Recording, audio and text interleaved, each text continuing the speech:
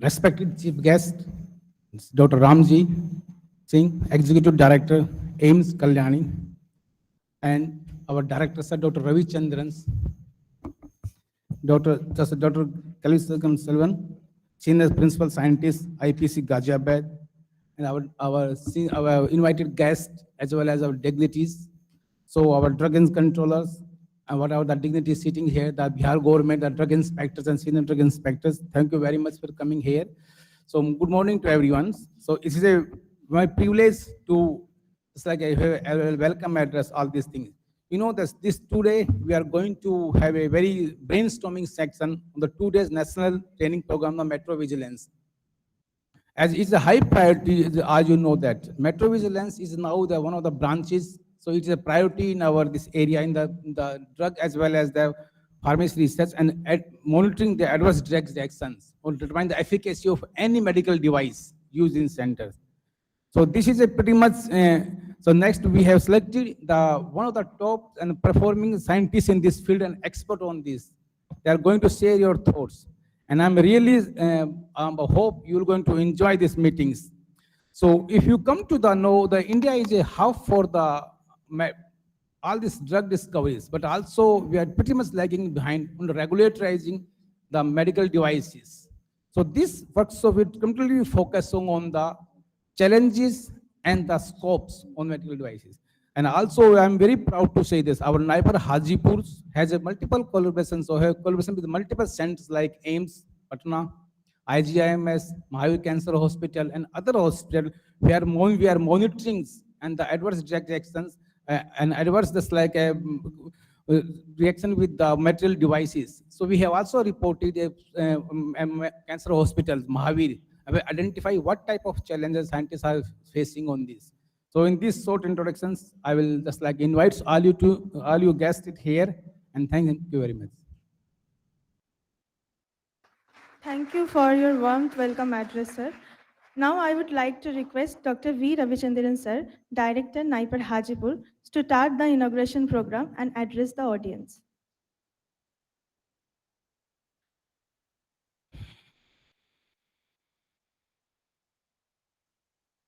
Namaskar to all the invited guests and the audience. Organizing committee for the National Training Program on Materiovigilance. It's in collaboration with Indian Pharmacopoeia Commission, with NIPER Hajipur. We are very delighted and proud to have the Materiovigilance, the program in Hajipur, with all our important stakeholders of the organization in the Bihar Patna region. It is a very unique program where the more gap is there. That's what the Indian Pharmacopoeia Commission has organized with the collaboration, wish to have that more awareness among the users and the providers, the stakeholders. In this aspect, I really appreciate the organizing committee has done a wonderful job to consolidate all the speakers for the 2 days program to enrich that the Materiovigilance events, for which we have very eminent personality, Dr. Ramji Singh, Executive Director, AIMS Kalyani, as a chief guest of the event. We are very proud to have you in this event, sir. Dr. Kalai Chelvan, the Senior Principal Scientific Officer of Indian Pharmacopoeia Commission, is at the special guest here with us, and we are very happy to have him. In this occasion, Dr. Pramod Kumar, Dr. Hamal Kumar, Dr. Sarita, regulatory officers also with us. We are really delighted to have the regulatory officers and then the faculty from the AIMS pharmacology divisions here. The board of management really proud to have this event in NIPER Hajipur, and we are happy to host this event continuously to bring that the stakeholders to strengthen the objective of the material vigilance. The material vigilance, it is a very important component in this medical treatment. It is unavoidable, but at the present stage, our country is in very minimum role it has in the global market, not as like in the part of pharmaceutical. Now we are in that the third position in the pharmaceutical business, but still the material vigilance need to take its own place for that the major hallmark in the material vigilance for the India role. There are more space to attend. For a simple aspect, what we need to emphasize here, we in the NIPER conduct the medical device program. Medical device program, MTech in medical device program in the NIPERs. Logically, we have engaged in that the several of the device like heart valve and trachea. These are the component we are associated in Calcutta with the medical team. So Dr. Bapatos Biswas being is a cardiothoracic surgeon, he is very much interested, and we have that the team at IIT Kharagpur also for making of a certain image-based device for that the peripheral area, how the normal glucose can be identified from there. What are the different the components? Glucose is that one of the important the preliminary aspect. How hyperglycemia it is connected with the several issues associated with the kidney, renal failure, kidney toxicity, liver toxicity, including that the brain issue also. How the beta amyloid can be connected, integrated with this normal simple glucose test, how it can be integrated into different organelle problems by using of image with telemedicine aspect. This is the plan that is with that IIT Kharagpur and NIPER. We are associated to enrich that the objective to reach that the peripheral, the primary health centers to get into that where high strength of the technology or that experts in the city area, they can give that their expert opinion to address the problem in the emergency time or even in the normal area also, the telemedicine integration. So there are several aspects associated with this material vigilance and medical device program for which we are part of this Indian Pharmacopoeia Commission to strengthen the objective. I really happy to be part of this that day event. I don't want to take much of the time because of there are several the speakers, eminent speakers are invited over here. So they will address these events in regular the manner with all this program by organizing committee. Very much it is designed. Dr. Samir has taken that enormous effort for designing this program. I appreciate the organizing committee, Dr. Samir, and with the drive of Dr. Kalai Chilvan. So it is a really learning experience for that our stakeholders, scholars for that learning more and more on this area. With this, the few word, I hand over that to the stage to the organizing committee. Thank you. Thank you for your valuable words. Now, I would like to request our Director Sir to felicitate our Chief Guest, Dr. Ramji Singh, Executive Director, AIMS Kalyani, West Bengal.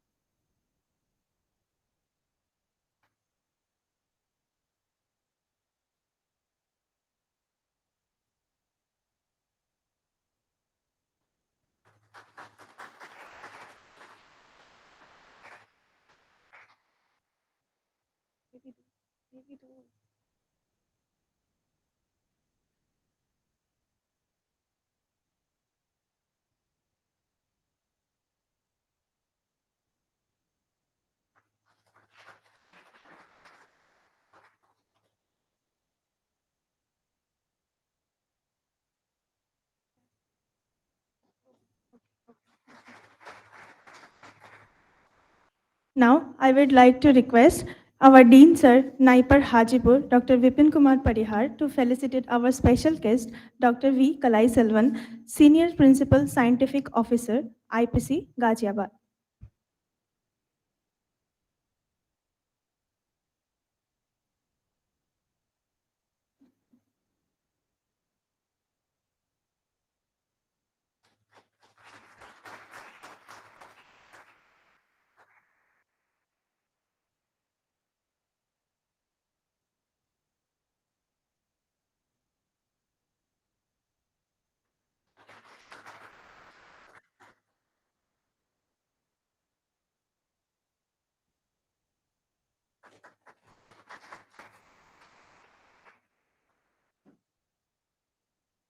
Now, I would like to request Mr. Asim Sahu, Deputy Drugs Controller, CDSCO, New Delhi, to come over the dais, and I will request our Director Sir to felicitate him.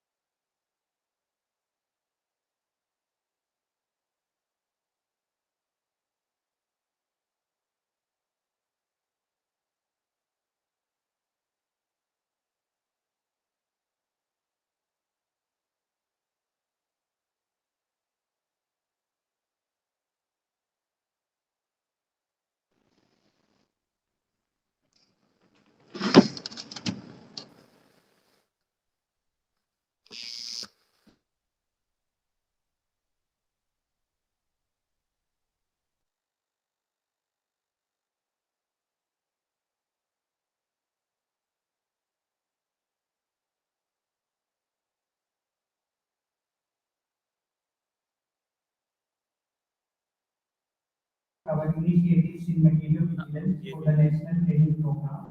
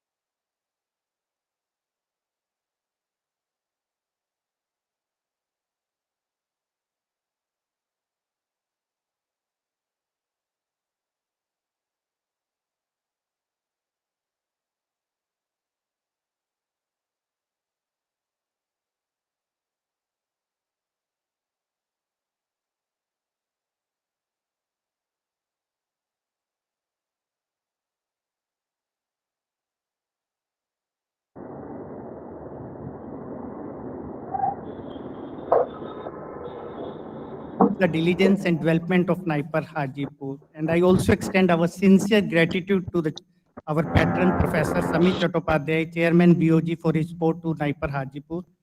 And I also congratulate all the participants for taking special efforts to take through this 2 days training program on Materiovigilance. And last but not least, a special thanks to the organizing committee, all the sporting staff, print and electronic media for their support in making every single effort to make this event a success. And I recognize the efforts of each and everyone. Thank you all. Thank you. And during this process, in fact, I also realized that, in fact, our chief guest address is also, I think, we would like to invite our chief guest for the presentation, though she spoke to. It was missed by the MC, then I also.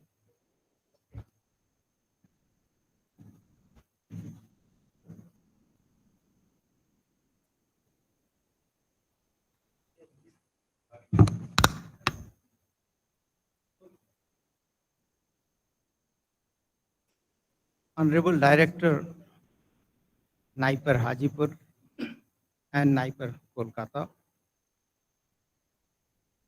the dignitaries on the dais, off the dais, the faculty of NIPER Hajipur, and dear delegates.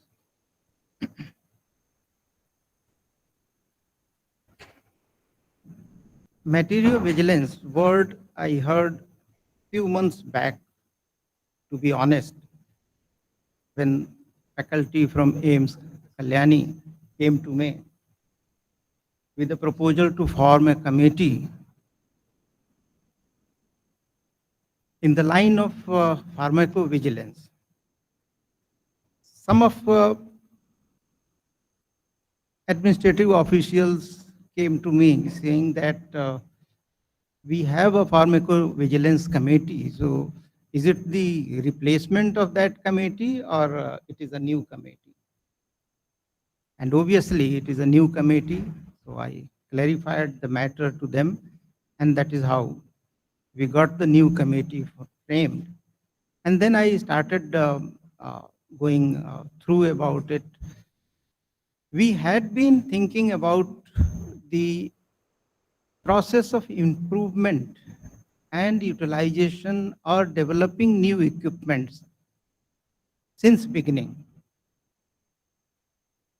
for the patient care and improved patient care.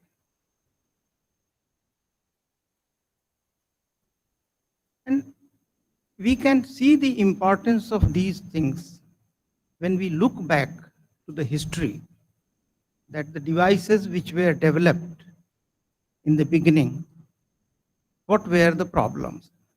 There were severe failures, like in the development of drugs also. We had disasters with the drugs. Similarly, we had disasters with the equipments as well. Like in 1970, thousands of women suffered with pelvic inflammatory disease because of the faulty development of the contraceptive device, Dalcon Shield. There were a lot of infections, PID, ectopic pregnancies even. Then in 1980s, the HIV spread because of the unscreened blood transfusion to the patients. In 90s, there were severe complications from silicone breast implants. Then in 2000s, millions of people were exposed to metal-on-metal hip implants. So these are the few examples where we can say that a continuous vigilance on the machines and equipments, on prosthesis also is required.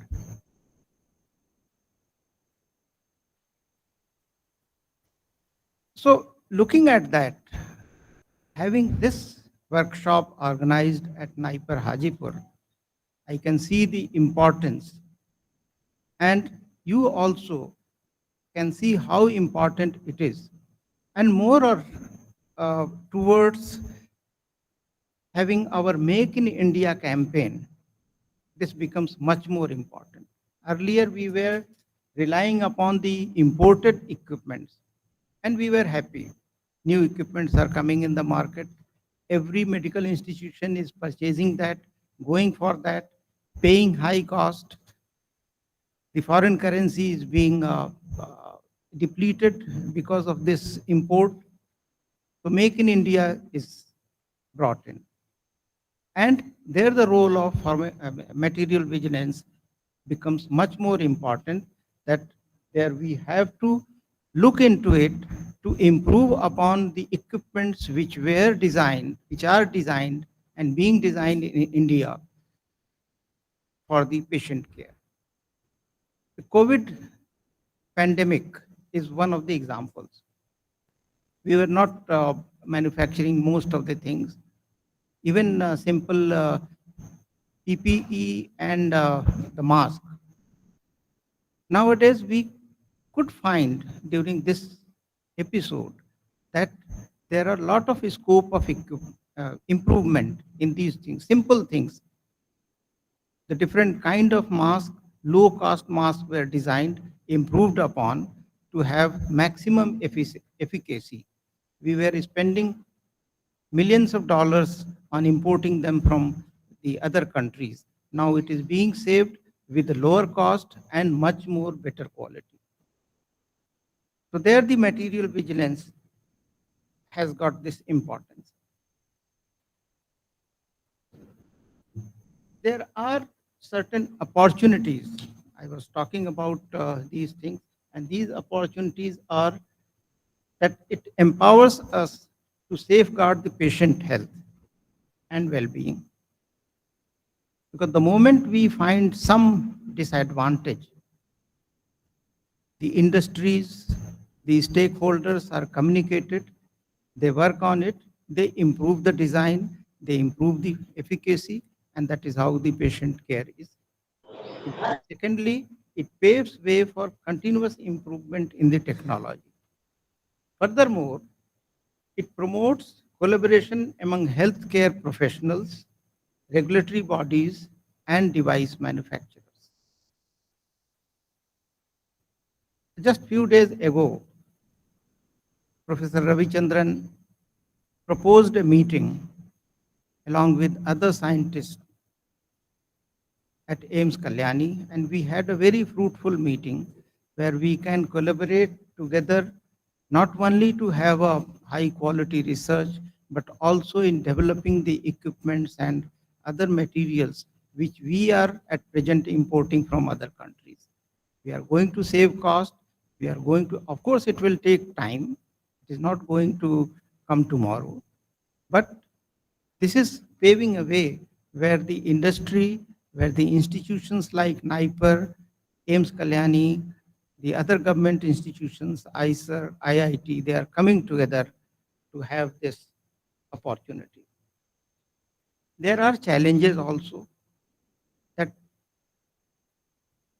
day-to-day requirement is increasing, both in numbers and in terms of new developments. So the volume is very high. There is complexity in this, and huge money is involved. So there is a need of support from various sources to provide these facilities. To conclude this, I can say that material vigilance represents an indispensable aspect of modern healthcare.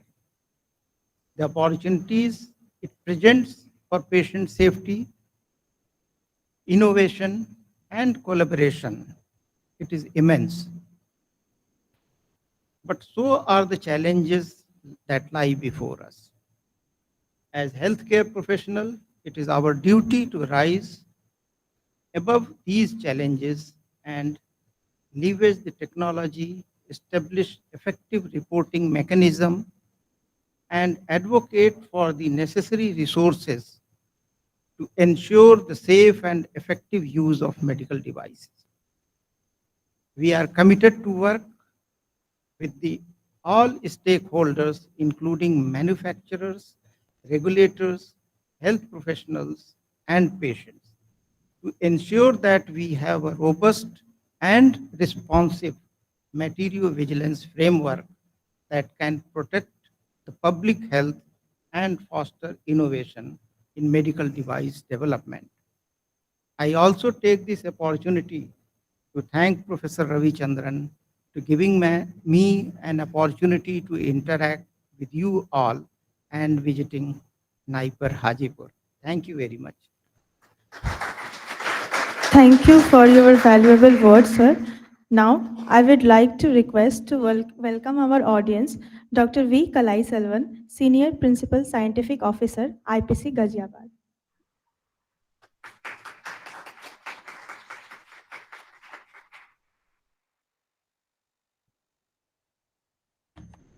Respected Professor Dr. Ravichandran, Director, NIPER Hajipur, Dr. Ramji Singh, Director AIMS Kalyani, Dr. Vipan Kumar, NIPER Hajipur, Dr. Samir, Dr. Parasuram, Dr. Pramod, Dr. Ramol, and Dr. Sarita from Bihar State, my colleague, respected colleague, Dr. Asim Sahu from CDSU, my colleagues, Dr. Shatrunjay and Nikita from IPC, dear faculty members, delegates, students, very good morning to all of you. It's my great privilege and honor to be with you all for making this event grand success. First of all, on behalf of Indian Pharmacopoeia Commission, let me thank respected Dr. Ravichandran for providing this opportunity to conduct a very important training program on material vigilance.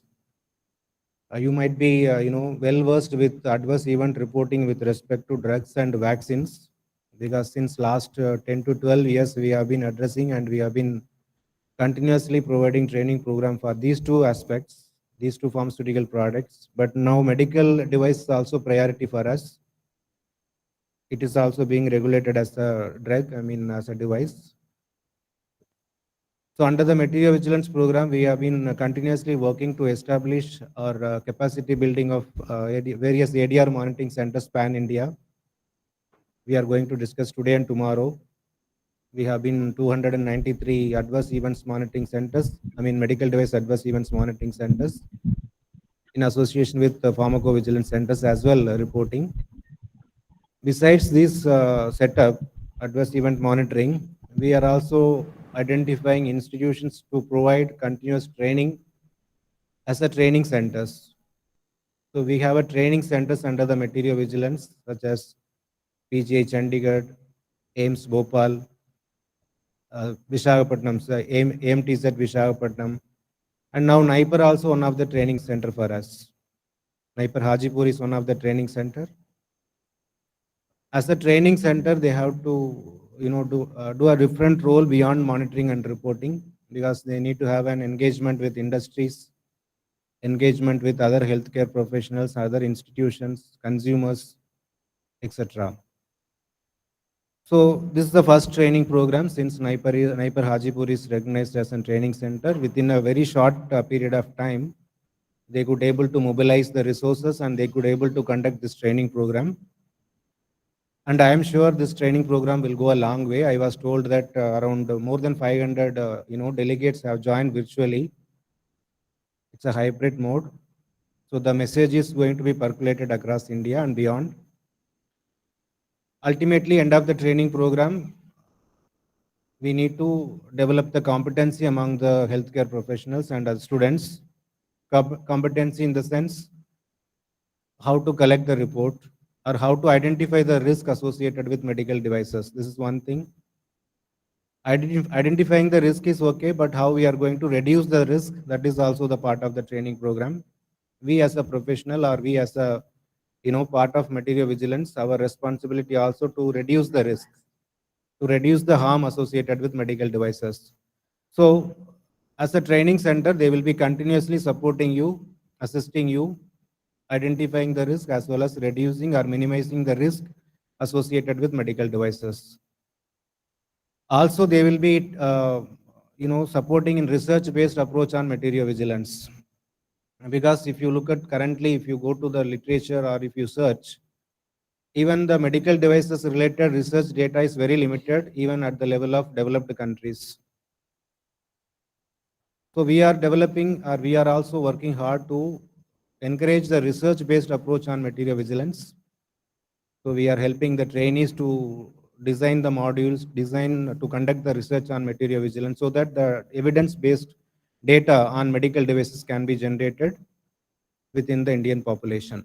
So research-based approach also one of the part of the training center. So all the training centers, including NIPER, Hajipur, AMTZ, NIMANS Bangalore, AIMS Bhopal. So all of the training centers are doing very well in terms of not only educating the healthcare professionals and also research-based approach on pharmacovigilance. So once again, I thank Dr. Ravichandran and his team for organizing this training program, 2 days training program. I also congratulate and appreciate the efforts of all speakers, those who have accepted to be a speaker or to be associated with this forum. Thank you very much, and I wish the conference great success. Thank you so much, sir, for your remarkable words.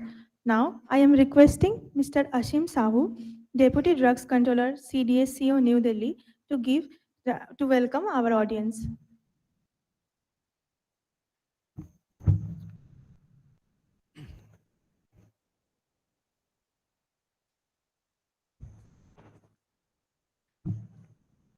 Respected Dr. Ramji Singh, Dr. Vipin Kumar, Dean NIPER, Dr. V. Ravichandran Saab, Dr. V. Kalai Silvan, Dr. Sami Dingra Saab, distinguished speakers, participants, good morning to all of you. My pleasure to be here and addressing this morning on this special that Material Vigilance Program of India. It's a opportunity for all the participants to know the importance of the Material Vigilance Program. And the device, if you talk about the device is a gray area as far as the Indian regulation is concerned. Lot of efforts, lot of initiative, lot of training exposure required to be given to the stakeholders, not only to the manufacturers, but the regulators, healthcare professionals. And we are on the way of capacity building of the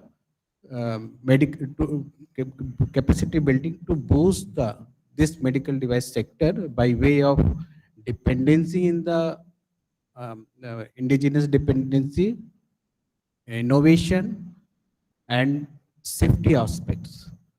So I think this program will definitely give lot of exposure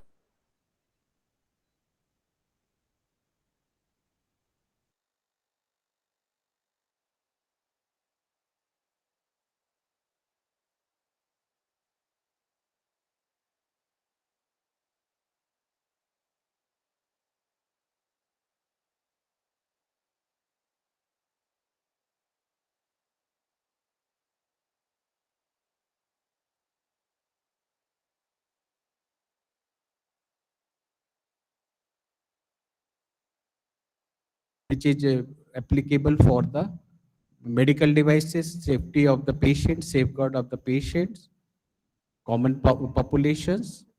So with this word, I will give all the best wishes to all the participants, and special thanks I would give to the director and in NIPER for organizing this program in here, in NIPER only. We have the opportunity, first time I visited this place in my entire life so far, whatever. So it's a good key, at least that remote area also we are going to conduct the such training program so that people in the remote area should also aware what are the importance of the safety of the medical devices, use of the medical devices, because medical device is a very complicated that subjects. It is not simple as for what we think for the drugs. So such training program is not key. Once we have conducted, so no need to further do that training program.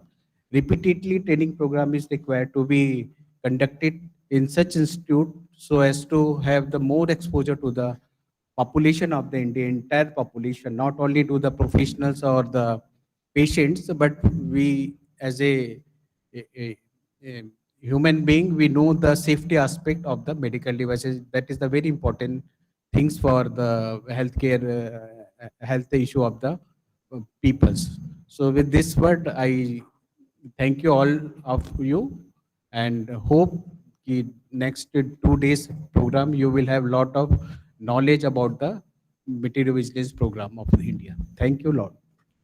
Thank you, sir, for your inspirational words. Now we will move forward to the scientific sessions of the day.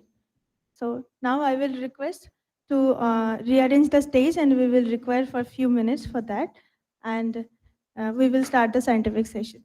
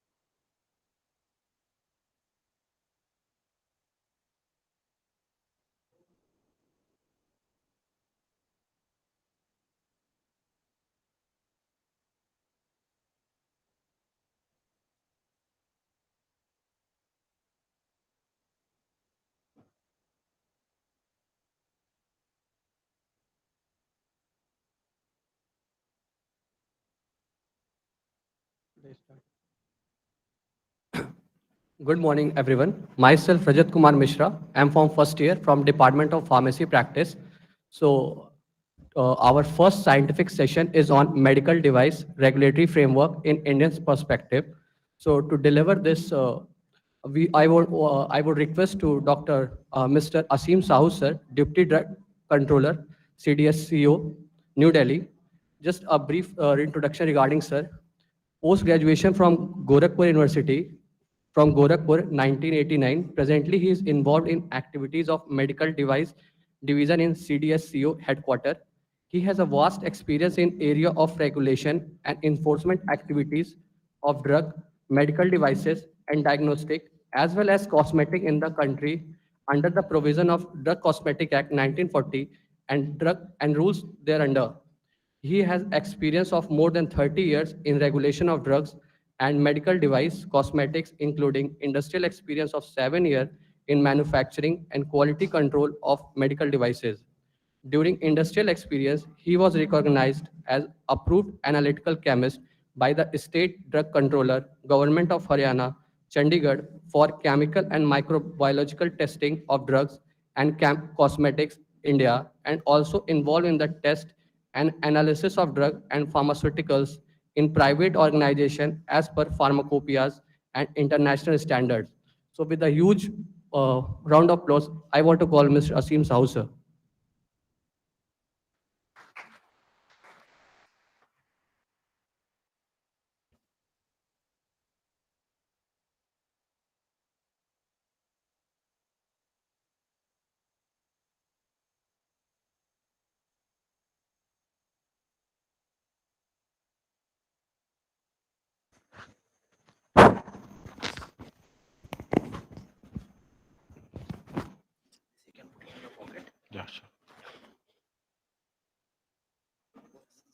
Just I want to check it once.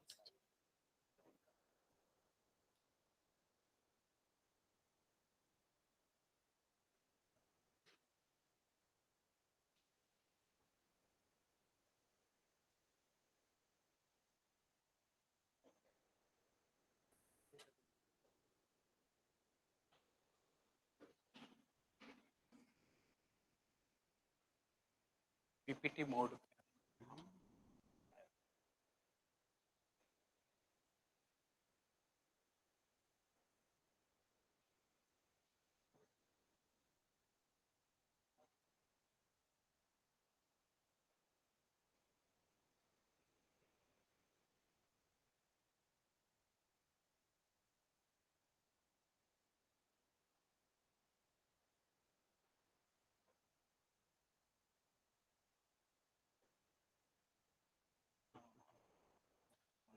It's also presenting in online also. Just want to check with that.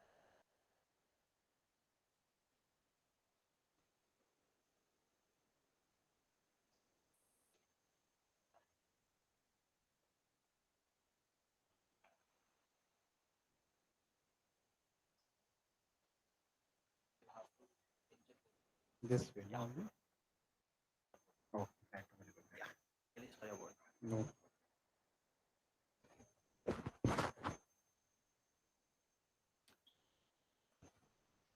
So once again, good morning to all of you. My pleasure again to give the presentation on the medical device regulatory framework, and I must give special thanks to NIPER and the Pharmacovigilance Program of India, Materiovigilance Program of India (IPC), for giving me opportunity to give the presentation on this medical device regulatory framework Indian perspective. It's working. Thank you.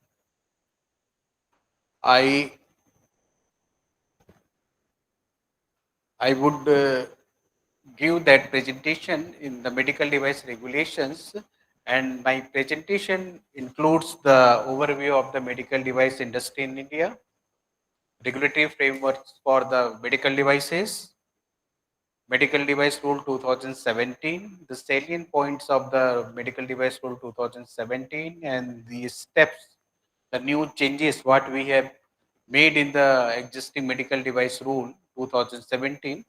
I will brief that one by one. Now, first come to the industry perspective.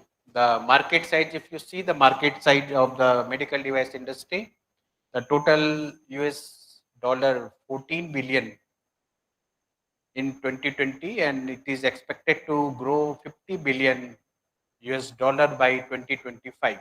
That growth, we can see that the annual growth of this industry is around 15% as per the CAGR. So potential of this industry is increasing, and we are confident that like the drugs, because in the drugs we have the indigenous capability also, and also we are exporting the drugs to the most of the developed country, and more than 150 countries we are exporting our drugs. And not only that exporting, we are exporting our generic medicines to most of the developed country. And if you see the US and other developed country market, approximate 30% of the market is catered by the generic medicines produced by the indigenous manufacturers. So that potential we have in the drugs, and also we are confident enough to have that target that we in next near future we will also in the field of the medical device also we will do the same, and we have proved that in during the pandemic situation. If you see, in India we have the hardly in vitro diagnostic kits, or even if you see the drugs, we don't have the hardly medicines or the vaccines. But during a short span, we have developed the quality medicines, quality vaccines, quality diagnostic kits. And if you see last 5 years, if you talk about the COVID diagnostic kits, now we have approved more than 500 uh, in vitro diagnostic kits for diagnosis of the COVID-19. And also we are exporting to most of the developed country. And our product quality, we are not compromising the quality. And also the word is faith on the quality of the product produced by the indigenous manufacturers in India. There may be some instances, but that we are taking the proactive measures to restrict or to stop such incidents in futures. And what the measures required to be taken, that already the government of India is taking the proactive measures for such things, which is related to the untoward things in the field of the quality or the efficacy of the particular medicines. So in the medical devices also we have the potency, and the industry is growing. The presently we are the indigenous capability of the disposable. If you see the medical devices, most of the disposables, we are the dependency on the disposable devices and the certain implantable devices, cardiac stent and orthopedic implants. We have built up the indigenous capability, and we are also exporting these cardiac stents and orthopedic to the other country also. For high-end medical devices, still we have the gaps, and also we have to boost the industry by making the high-end equipments, medical devices in the country. This industry, we know it is a highly capital intensive with the long gestation period and requires continuous development, induction of the new technology. That's why it requires continuous training to the healthcare providers to adopt the new technology. Most of the high technology products, innovative products originate from the well-developed ecosystem. So also we have to think this area, and we are mainly depends on the import. If you see the market total, more than 75% of the medical device industry is depending on the import. So we have to build up the indigenous capability for growth of the medical devices in the country. And the government has taken so many proactive steps while developing the ecosystem for the medical device sectors. If you talk about the regulatory requirement, regulation of the medical devices, if you see before 2017, we have lot of challenges and problems as a regulator we are faced, and as a industry, as a manufacturing industry are also facing the same problem. The reason presently the medical devices are regulated under the Drugs and Cosmetic Act 1940. This law is very old, 1940 since it is implemented. It is a central act, we are all aware. The drug is in the concurrent list. The responsibility lies with the central authority as well as the state authority. So this act is a central act implemented both by the central government as well as the state government. The objective of this act is to regulate import, manufacture, sale and distribution of the drugs and cosmetics. The mandate of this act is to to monitor, to regulate the import and manufacture of the sale distribution of the drugs and cosmetics. And under the said act, the devices has defined under the definitions of the drugs, not the separate definitions we have defined in the Drugs and Cosmetic Act. So under these definitions, the medical device are still regulated as a drug. Earlier, the devices, since it is defined under the definition of the drugs, therefore, and there is no separate requirement or rules provided in the law, so it is regulated as a drugs, and the requirement what is applicable for the drugs are also uh, uh, implementing for the medical devices.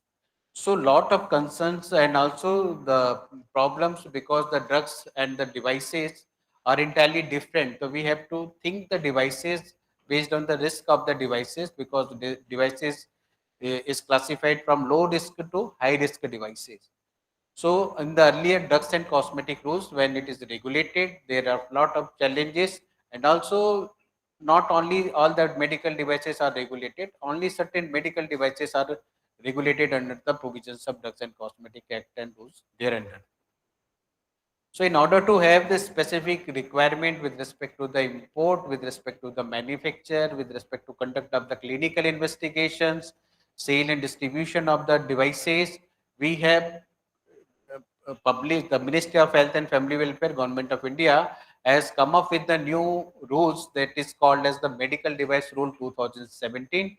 And under this rule, we have made the specific provisions for import of the medical devices, for manufacturing of the medical devices, conduct of the clinical investigation or clinical performance evaluation, and sale and distribution of the medical devices, which is in the line of the internationally accepted regulatory requirement.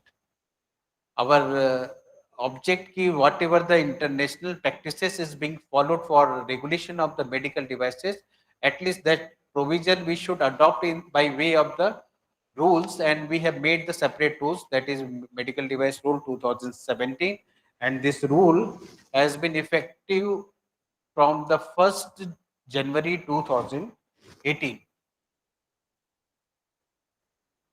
So already I have explained the medical devices are defined under the definition of the drugs. If you see the definition of the drugs mentioned in the Drugs and Cosmetic Act, section 3B specifies the definition of the drugs.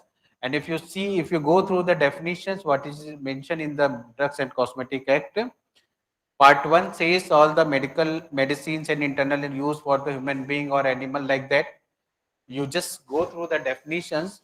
Just I want to clarify that the earlier, for that all in vitro diagnostic kits, we are covered under the Part 1 of the definition of the drug. That is, any, I have already highlighted all the substances intended to be used for or in the diagnosis, treatment, mitigation, prevention of any disease or disorder in human being or animals. So since there is no separate clarity on the in vitro diagnostic kits, so all the diagnostic kits we are regulating under the definition as specified in 3B, one of the definitions.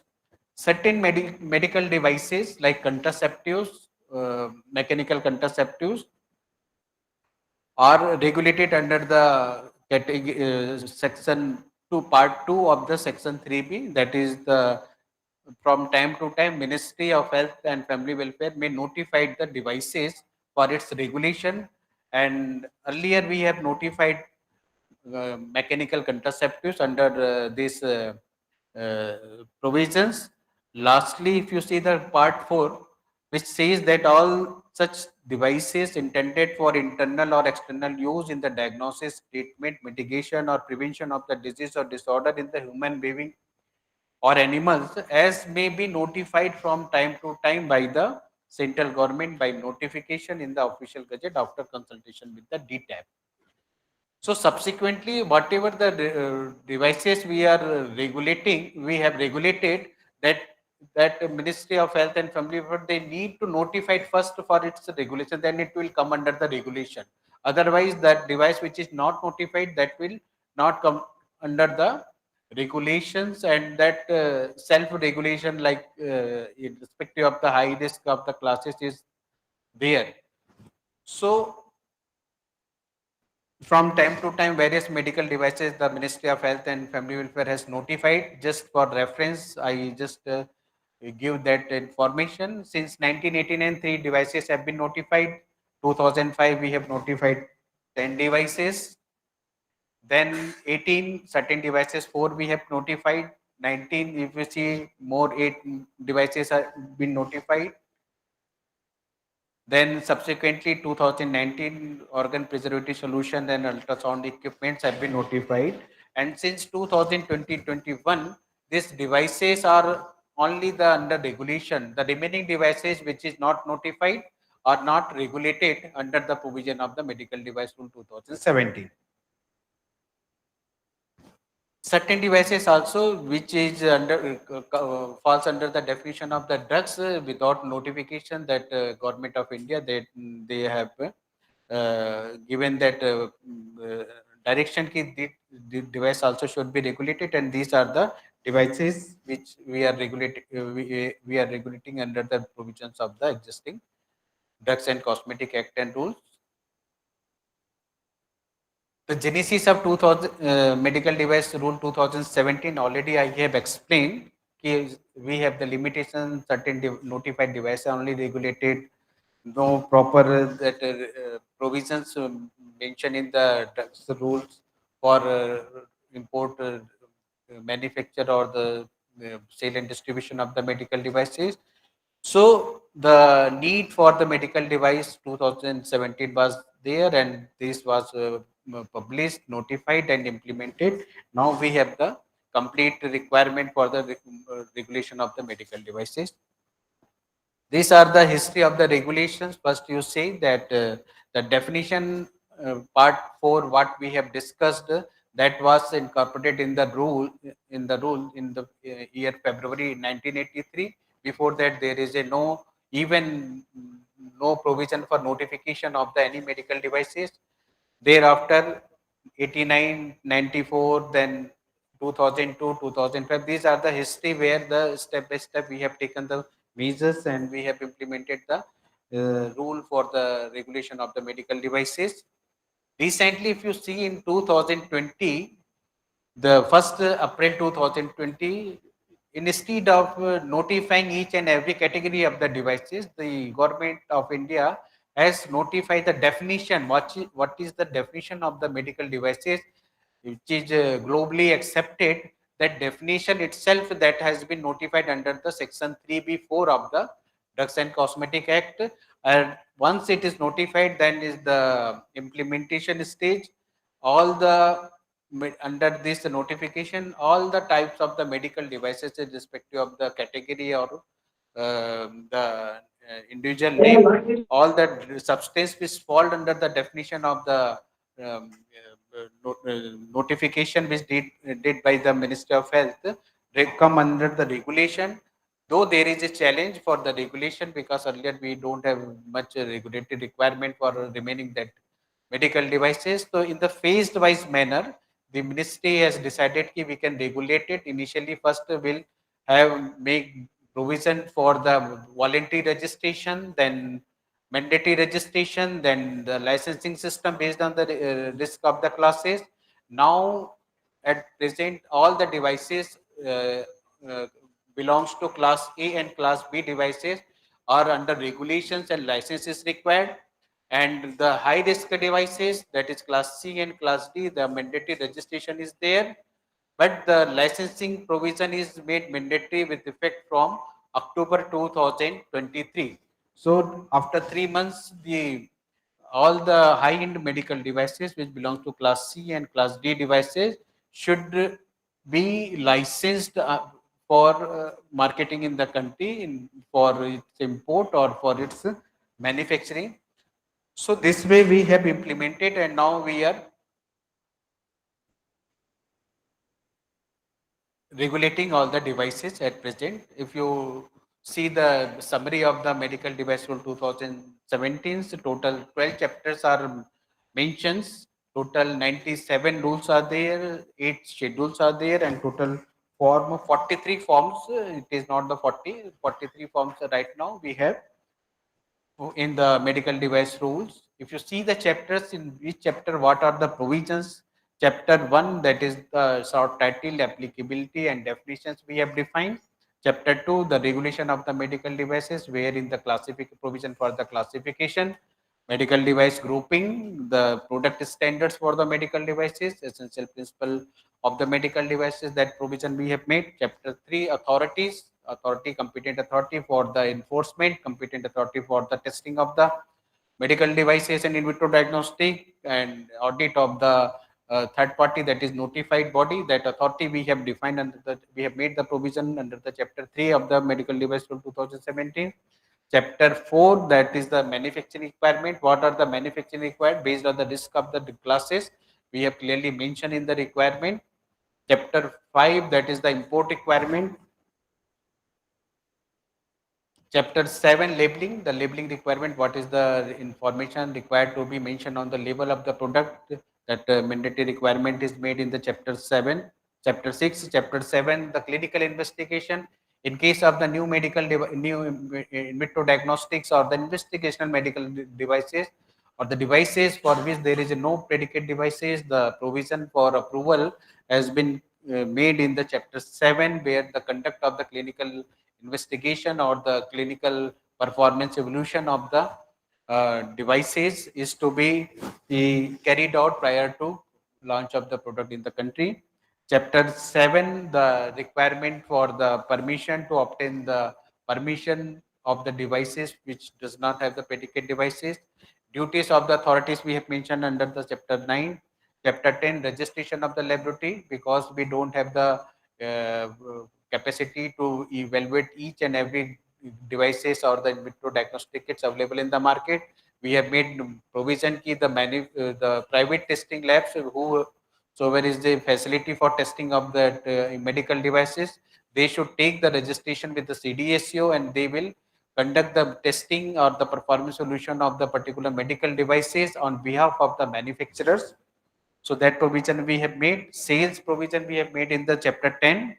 Chapter 11, chapter 12, miscellaneous, certain exemptions, debarment, cancellation, all those provisions we have made in the chapter 12 of the medical device rule 2017. If you see the schedules, total 8 schedules are there. Each schedules have different that requirement. If you see the first schedule, where we have made the criteria for classification based on the classification of the risk of the devices, the parameters has been prescribed, the criteria for which, based on which the medical devices can be classified by the Central Licensing Authority.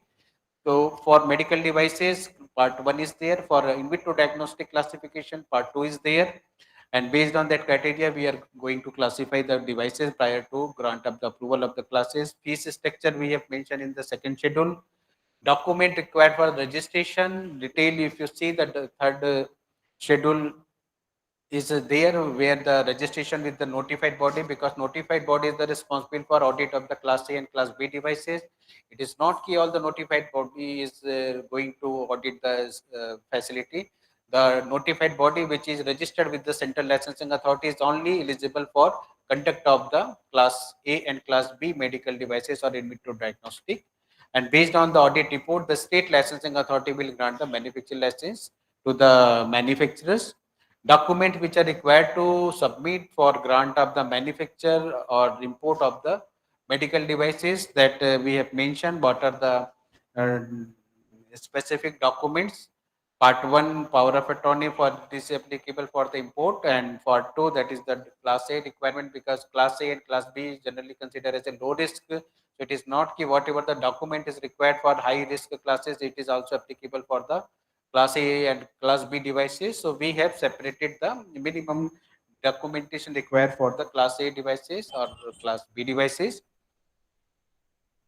Details of the plant master file or the site master file or device master file for the medical devices and in vitro diagnostic, we have clearly mentioned in the part 2.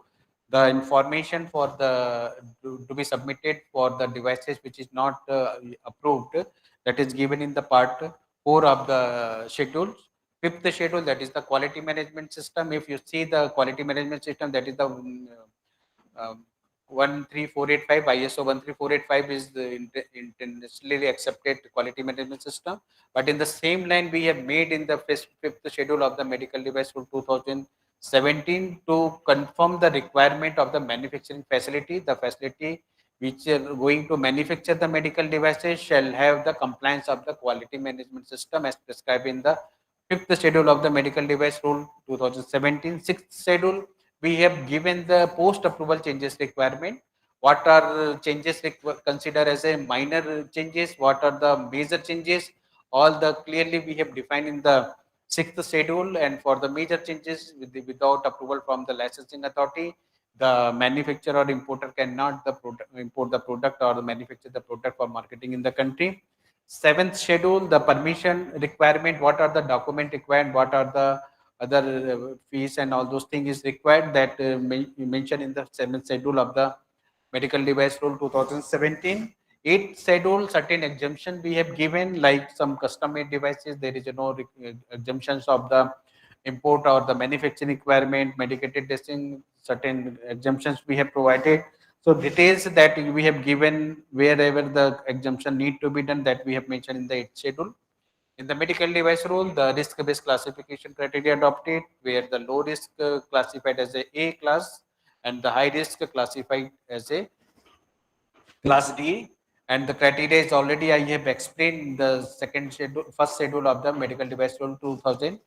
If you see the authority, regulatory authority who is responsible for the regulation of the medical devices for import, the central licensing authority is the authority to give the permission for the import of all the type of the medical devices.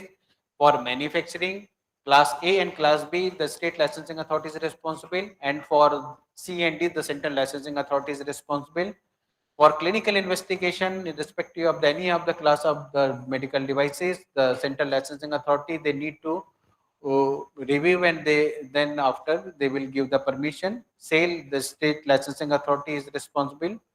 Quality audit, QMS audit, the notified body is designated for the class A and class B devices, and this class C and class, the central licensing authority, the officers are empowered to audit the facility before grant of the manufacturing license.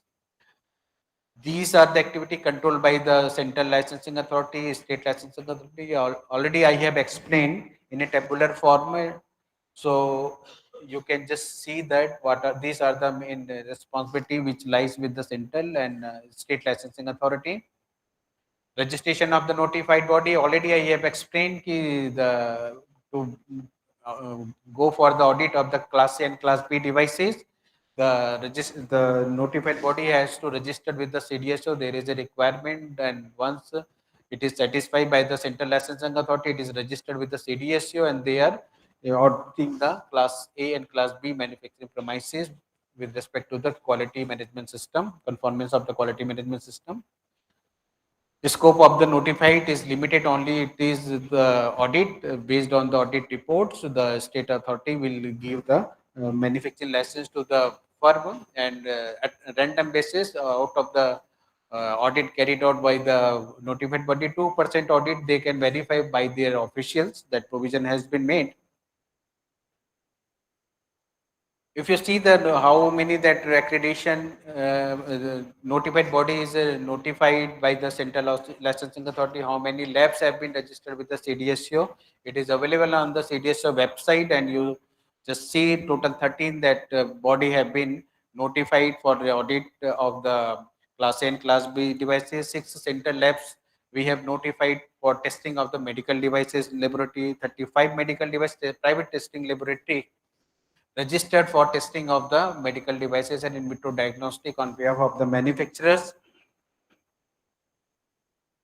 Materiovigilance Program of India, that Dr. Kalai Silvan will give the detail of the materiovigilance, but as far as the medical device rule is concerned, only that information I want to share. That is the 2015, there was need to have the separate materiovigilance for monitoring of the safety issue related to the medical devices. The Government of India has established in 2015 in Indian Pharmacopoeia Commission, Ghaziabad. Then this institute is function as a national coordination center. Sri Chitra identifies as a national coordinating centers. NHSRC is technical support partner for that. CDSO as a regulators, we are the national regulators for monitoring these safety issues also.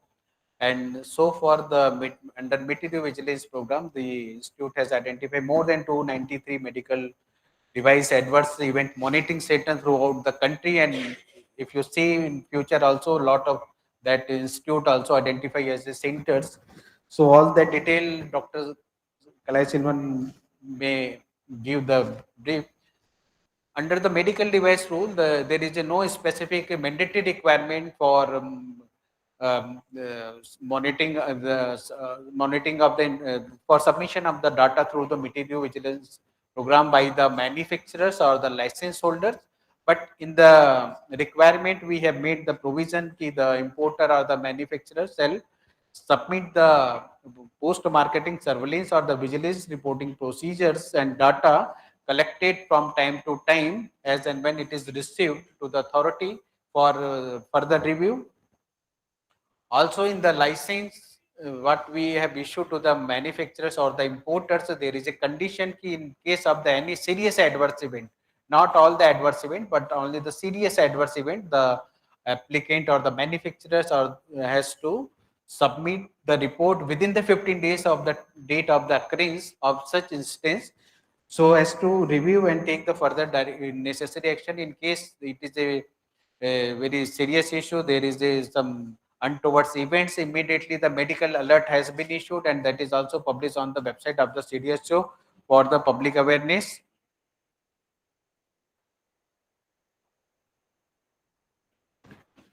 These are the conditions that the manufacturer has to intimate to the authority in case of that issue with respect to the safety.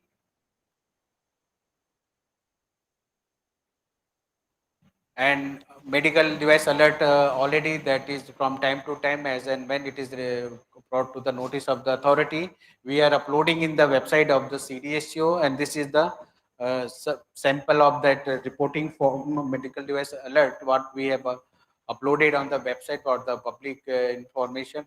So it is like that only. The salient point, if you see the medical device rules, the definition we have made, risk based in classification we have made in the medical device rule. We have made the provision for the essential principle, product standard, shelf life. We have made the provisions.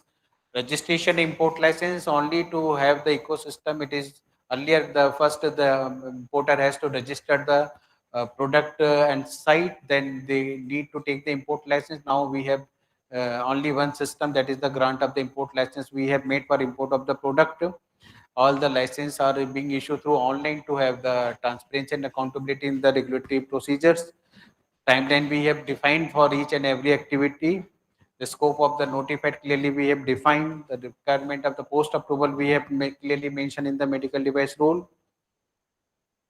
The license which is issued earlier with the particular validity, now all the licenses are being issued in perpetuity, and every 5 years the manufacturers or the importers, they have to submit the requisite fees along with the certain post marketing surveillance data for continuity of the license further. No inspection prior to class A devices. We have made the provision for the loan license for grant high risk class of the medical devices. Central licensing has been given power to monitors to issue the test license to manufacture the medical devices for the testing and development purpose. The Central Licensing Authority has been given power to give the permissions for import of the test license for the purpose of the analysis or testing. Also, the Central Licensing Authority is given power to give the permissions. Rationalization of the shelf life at the time of import, because when any medical devices or the drugs, if it is imported into the country, there is a provision that the residual shelf life of that product should not be less than the 60%. So for the medical devices, we have relaxed based on the shelf life, claim shelf life. We have reduced that as residual shelf life. If the product have shelf life, claim life, shelf life is less than 6 months, then the 40% of the residual shelf life product will be allowed. If it is less than 1 year, then 50% residual shelf life product will be allowed, and more than 1 year, then 60% residual shelf life product will be allowed for marketing into the country. Debarment of the application, rejection of the application, and the provision for the free sale certificate, all these provision we have made based on the request and the problems which is being faced by the manufacturers for the export or the import of the product. That provision already we have made.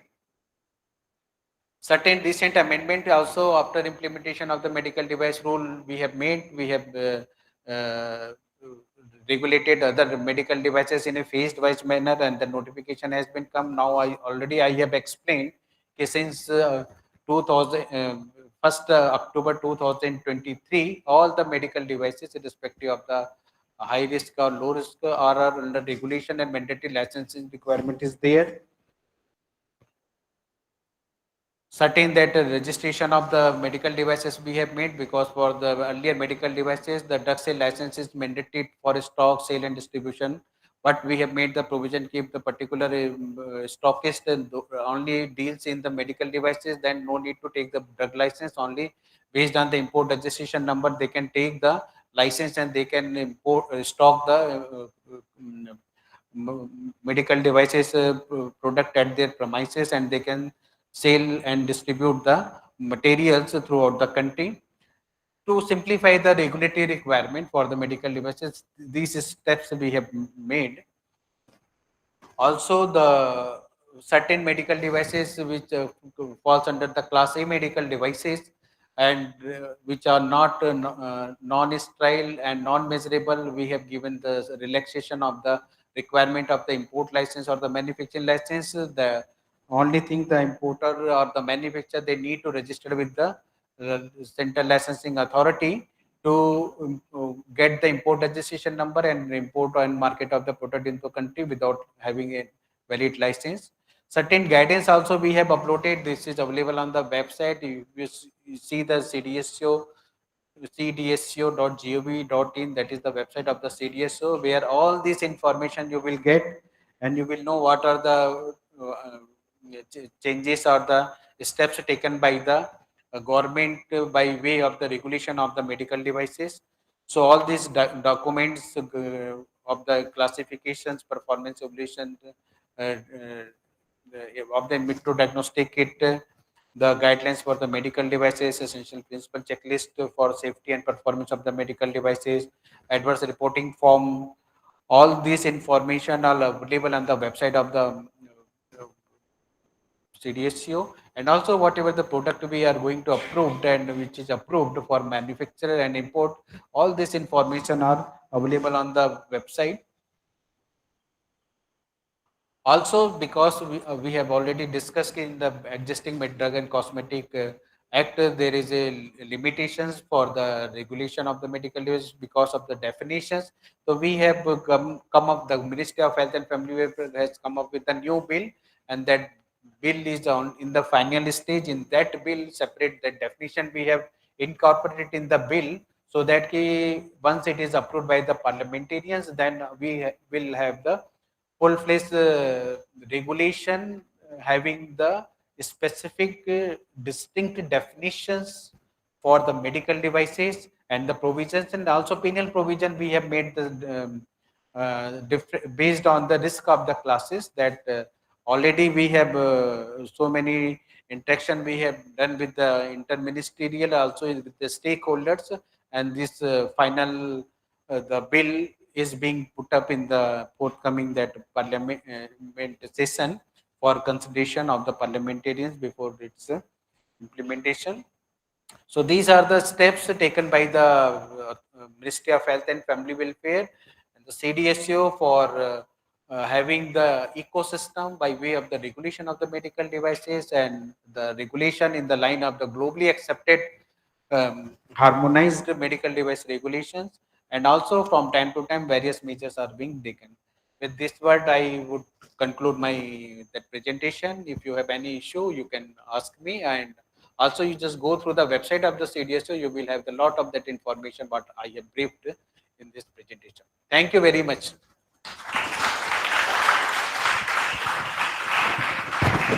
Thank you, sir. Thank you for your valuable talk over the medical devices regulatory framework in Indian perspective. Now, I would like to say our 10 minutes tea break, and after that we will again join. And next we have Dr. V. Kelai Selvan, sir. So we will again meet around 11:15. Okay, 10 minutes break only is there.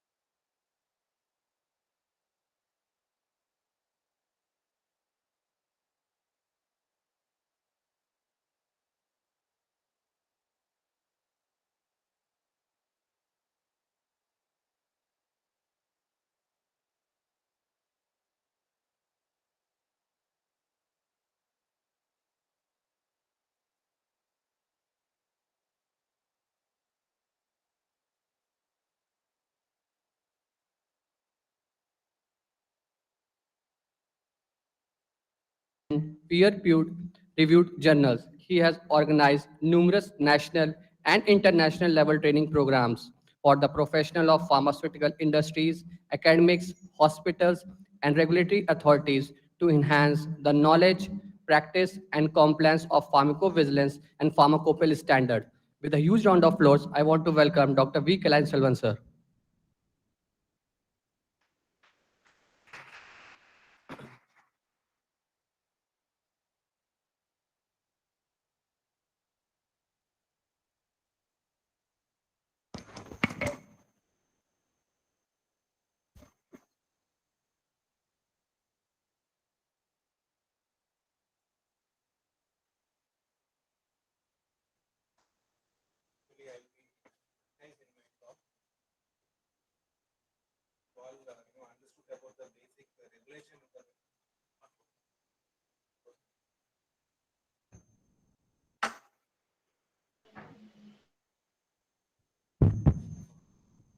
So in the first presentation, Dr. Asim Sahu, elaborated about the regulation, medical device regulation.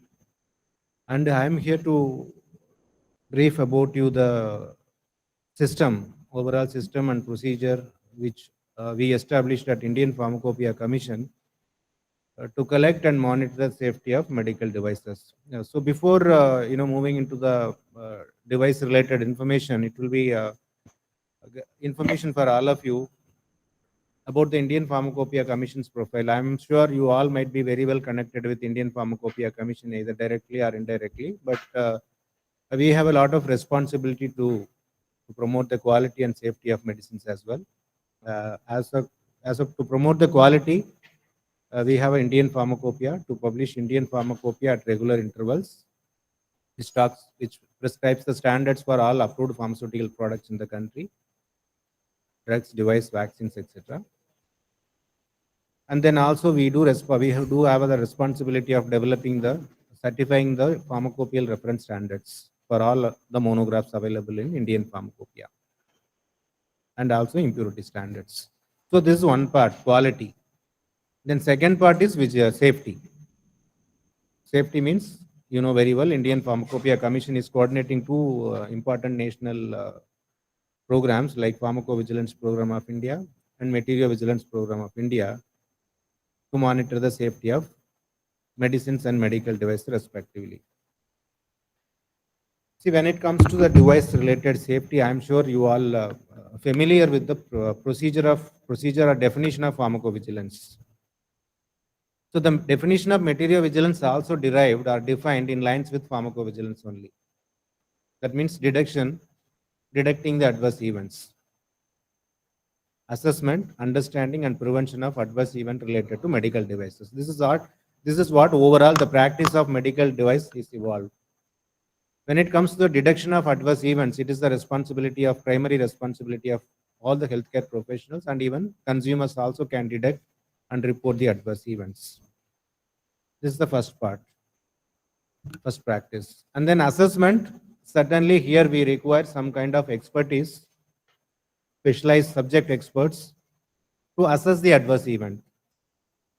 Even in pharmacovigilance, we have assessment committee, causality assessment committee, where we involved all kind of experts to assess the adverse event, whether the event is related to the device or not. That is called temporal relationship between the adverse event and the product.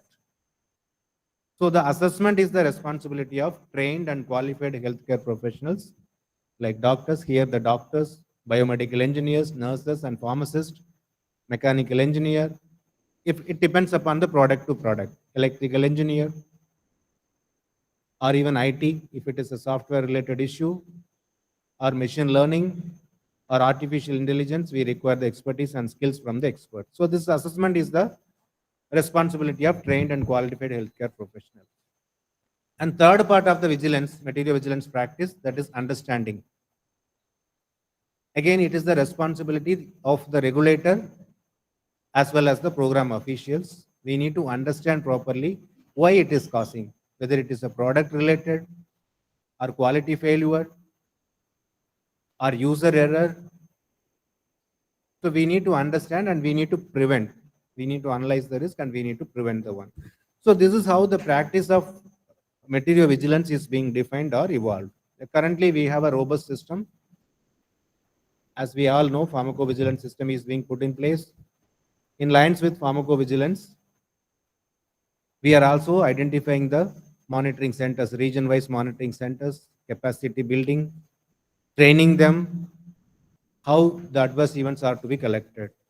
So at the national level, there should be an integration for mapping of resources, policy level, and implementation of both these programs. Fortunately, both the programs are coordinated by the Indian Pharmacopoeia Commission. Similarly, the regional level also, being a monitoring center, say for example, NIPER Hajipur is one of our regional monitoring center, and tomorrow NIPER Hajipur may be also recognized for a pharmacovigilance center. So there should be a departmental integration. Here one department might be doing the activity of material vigilance, and similarly other department may be recognized as a center for pharmacovigilance. So there should be an proper integration for mapping of resources, training, etc. So this is what the regional level integration or collaboration is required. And another very important stakeholders for both pharmacovigilance and material vigilance, like industries. The pharmaceutical industries are one of the stakeholders for adverse event in pharmacovigilance monitoring. Here, the medical device manufacturer or importer are considered to be a very important stakeholder for material vigilance. As we mentioned, there are 293 adverse drug reaction monitoring centers. That means medical device adverse event monitoring centers across India. We have been successful in establishing or identifying institutions in almost each and every state and union territory of the country. All these 293 centers are connected with Indian Pharmacopoeia Commission for monitoring and reporting. Besides these 293 centers, we are also encouraging the pharmacovigilance centers. There we have around 800 centers.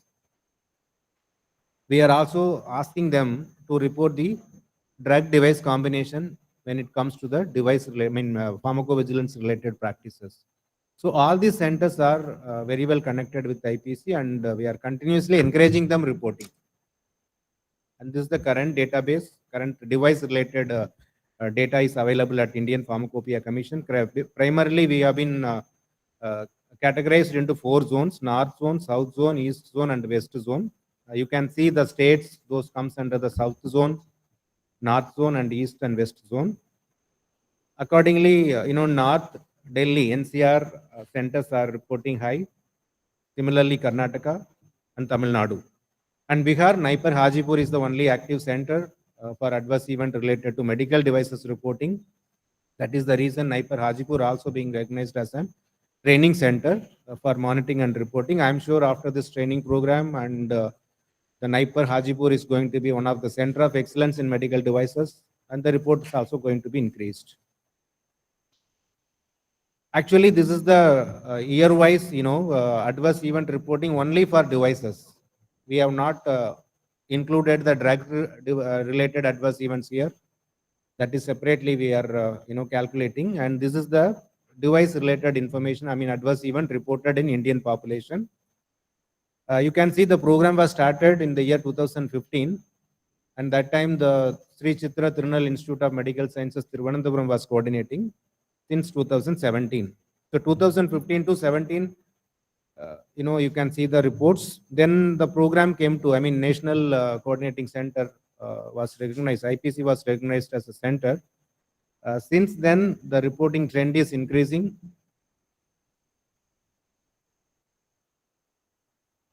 And accordingly, if we have also done a small study, internal study, in-house study, to understand who are the contributor of adverse event related to medical devices. The maximum contribution, 47% of adverse event reporter or contribution comes from the healthcare professionals, those who are working in the hospitals. The ADR, monitoring centers. Then second one, manufacturers, that is voluntary reporting for them. As Dr. Asim Sahu mentioned that it is their responsibility to report the post-marketing surveillance data to CDSCO. Along with CDSO, the reports are also submitted to Indian Pharmacopoeia Commission, but they are the second largest contributor. We are also now started getting the reports or information from the importer, distributor, and others as well. And patient reporting also, direct consumer reporting also increased. Now it is 4%. I'll be sharing some of the success story of the reports submitted by the consumer. Some of the consumer reports end up with signal and even end up with some regulatory action. So there are some case studies. Now, when we look at though it is a very early trend, the trend analysis goes this way.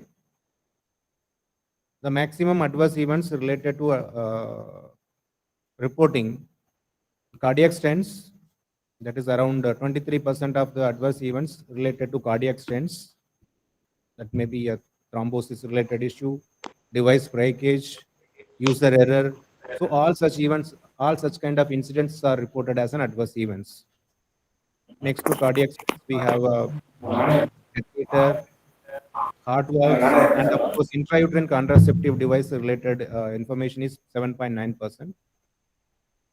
Others contribute 62%. Others means we have information about the disposable syringe related information, adverse events, infusion pump, IV cannula, ultrasound, etc. So these other devices contributes around 62% of the adverse events in our database.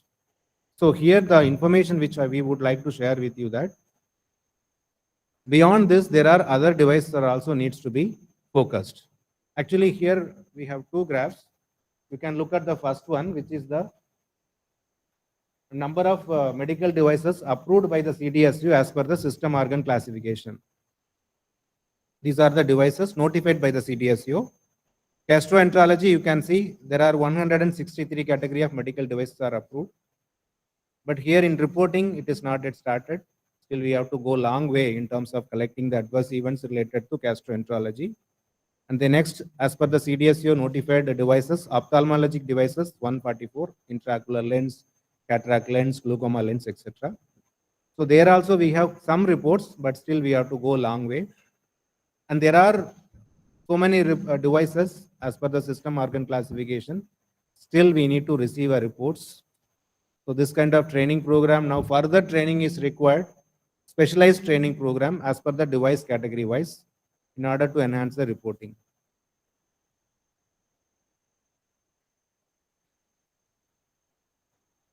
So accordingly, finally, end of the day outcome, what is the outcome? We have generated reports, we have analyzed the reports, and what would be the action of those reports? So we have analyzed those reports primarily at IPC with the help of subject experts and medical experts. And then we discussed in the different partners and stakeholders meeting. Then the recommendation is being submitted to regulatory authority, CDSU. So far, total 20 such recommendations. And besides this, there are government level, initiatives. Secretary Health, Ministry of Health, Government of India written a letter to various state secretaries to ensure the effective implementation of MVPI. Already 4 states have taken action, 4 state health secretary level, and subsequently we have organized some induction level training program also. Kerala government, Kerala, Puducherry, Tamil Nadu and Karnataka issued an order, state government order, make sure that their state government hospitals and institutions to participate in MVPI and also reporting. So we have given induction cum training program, and now the training programs are also being scheduled for the state of Tamil Nadu and Kerala in the upcoming months. Other than this is the recent order from Karnataka. And also Kerala University of Health Sciences also issued an order to all the institutions under the domain, how the materiovigilance can be a part of the curriculum or how the research-based initiatives can be taken. So July 13th, we are going to have a meeting with the registrar, Government of Kerala, University of Health Sciences. So there are the emerging topics can be identified. So I request the NIPER Hajipur team also, you can highlight or you can give suggestion what kind of topics can be initiated or to be sensitized among the institutions. So there are regional trainings programs as well, as I mentioned in my initial talk as well, opening remarks also. There are five training centers, regional level training centers have been identified pan-India to share the responsibilities of IPC. Because IPC as a national coordinating center may not able to initiate or implement all the activities at one point. So we have been delegating the duties, responsibilities to various training centers. We have PGI Chandigarh, NIMANS Bangalore. NIMANS Bangalore is functioning since beginning. And of course, AMTs at Visakhapatnam as well. Besides these two centers, there are three more centers on the forum, like Vijay Chandigarh, NIPER Hajipur, and AIMS Bhopal. So basically, they will be conducting the regular training programs and also will take part in the effective implementation of MVPI. So the recent development is integration of MVPI with public health program, particularly the program called National Program for Control of Blindness and Visual Impairment.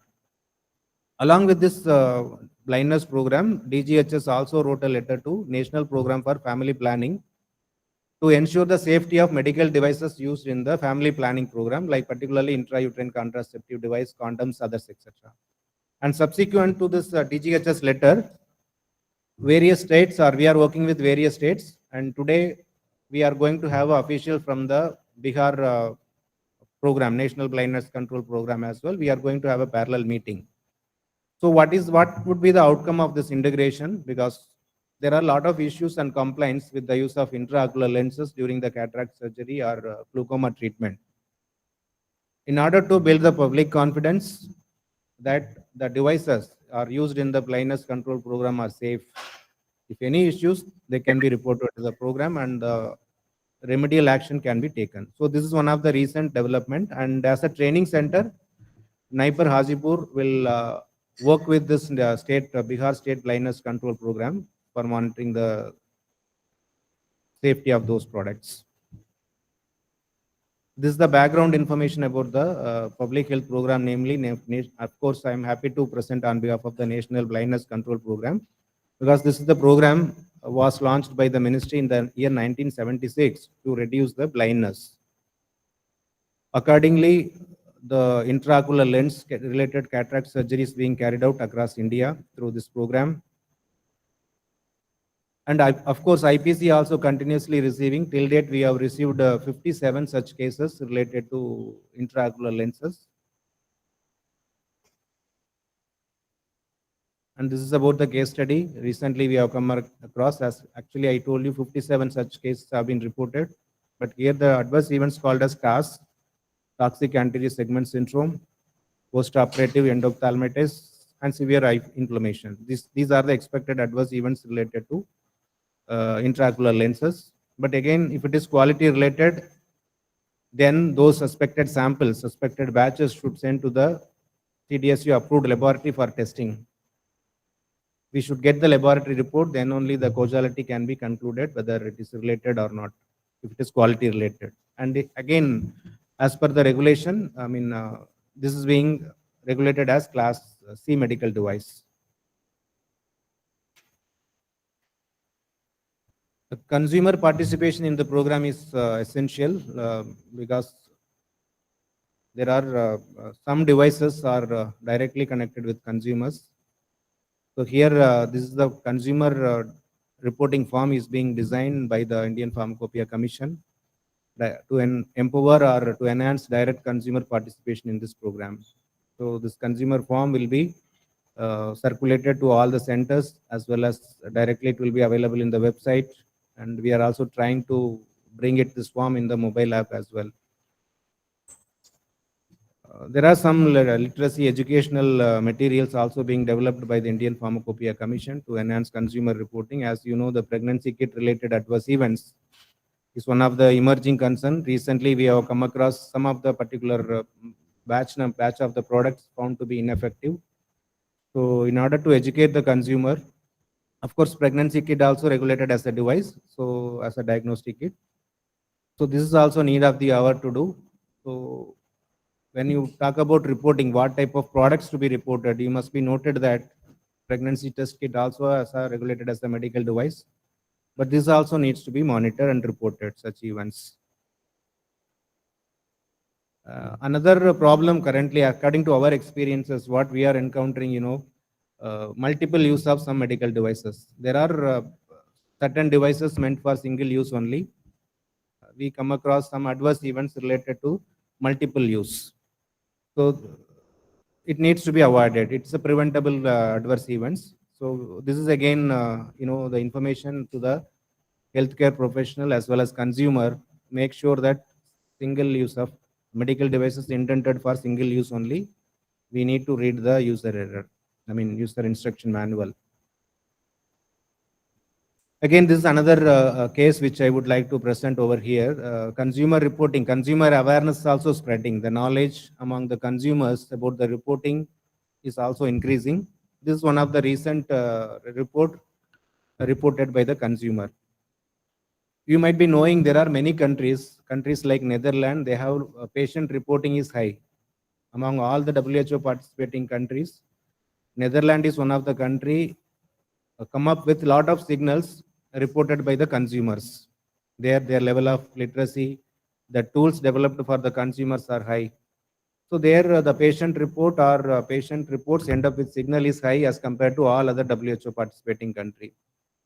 Here in a country like India, we have a lot of barriers. Language is the barrier, literacy is the barrier, so many issues. But still, we could able to achieve or we could able to penetrate the message to the consumer. So this is one of the case reported by the consumer, end up with the recommendation. I'm not saying that the case is closed. Case is under investigation by the CDSO, but we have all complete evidence. The patient could able to collect the information, laboratory investigation reports, all have been submitted, and it is being under consideration. So the message is clear that awareness, consumer awareness, and consumer also can report because they are the end user. They can able to explain better about the adverse events rather than anybody else. So always consumer must be motivated for reporting such adverse events. Another example, internship, involvement of trainees in the program. Trainees report also end up with some, recommendation. In pharmacovigilance, usually we have a pharmacovigilance associate, manpower resources are being deployed at almost 50% of the monitoring center. They are responsible for collecting the adverse events. But in the materiovigilance, we have a very limited manpower resources only at national level. Only few centers have got associates. But that is the reason we need to generate a report. We have to enhance the workforce. So we thought trainees are the only alternative. We are recruiting, we are giving the training to the PharmD, pharmacy professionals and other biomedical engineers, dentists, etc. So they are being placed at various places. So the trainees are also most welcome internship. Even if you are interested to do a research on materiovigilance, you are most welcome. We will be having a separate discussion and trainings. If any students, any researchers are interested, definitely you are approachable. You will be deployed either at the monitoring center or at the national coordinating center to assist us in terms of collecting the report, analyzing the report, and also your expertise also required in terms of reducing the risk related to medical devices. So again, the trainees, one of the trainee report also plays an important role in these things that I will be discussing now. And when we talk about the research in materiovigilance, we have a lot of scope for carrying out research in materiovigilance. But this is one of the example which I would like to quote here. This is one of the published article. Always, titanium based medical devices are considered to be safe. But what about other products? Generally, the orthopedic implants are manufactured or developed by using various metals like nickel, cobalt, cadmium, etc. But what about their safety? Because it is going to be placed in patient body at least for 20 years. But what about their safety long-term, prolonged usage? Safety of such devices, prolonged usage. So this is one of the example. We have a lot of scope for doing the research or initiating the research, either prospective study or retrospective study of such patients needs to be carried out. And really we need to develop a research-based data on material vigilance. And this is the trainees report. As I told you, one of the trainees report end up with some regulatory action recommendation. This is related to BP monitor. So that is what I'm saying. Each and every trainees report also very important. You have to make sure that, I'm sure a lot of trainees, I mean, lot of project students might be interested to report. But whatever you report, it is going to be the regulatory action. Make sure you have to have professional, ethical responsibility and authenticity of your reports. Don't try to create any fake reports or anything else, because each and every report will be verified or investigated by the team of experts, and it will end up with the regulatory action. So make sure while reporting, quality of report is also important. Ethics also needs to be followed. And this is about the device failure. I mean, mechanical failure, drug device failure, or electrical failure and design failure. So this is what the current analysis, as per according to our analysis, mechanical failure of the device constitutes 30%, and then drug device failure constitutes 41%.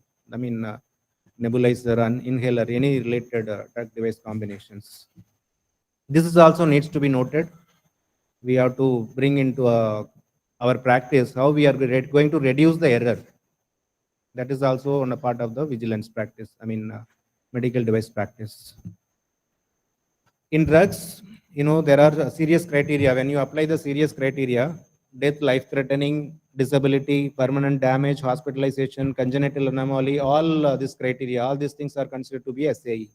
Device also same, but this SAE may not be applicable to all devices here, because there are some class A and class B devices. This seriousness criteria may not be applicable, because of surgical dressing, yes, death won't happen, right? So you have to understand, when you apply the seriousness criteria, same criteria will be applicable for the device as well. In pharmacovigilance, these are the seriousness criteria. Device also, these are the seriousness criteria: death, life-threatening, congenital anomaly, etc. But here, the SAE will be applicable to maximum cases, applicable to class C and class D device only. And this is for just your understanding.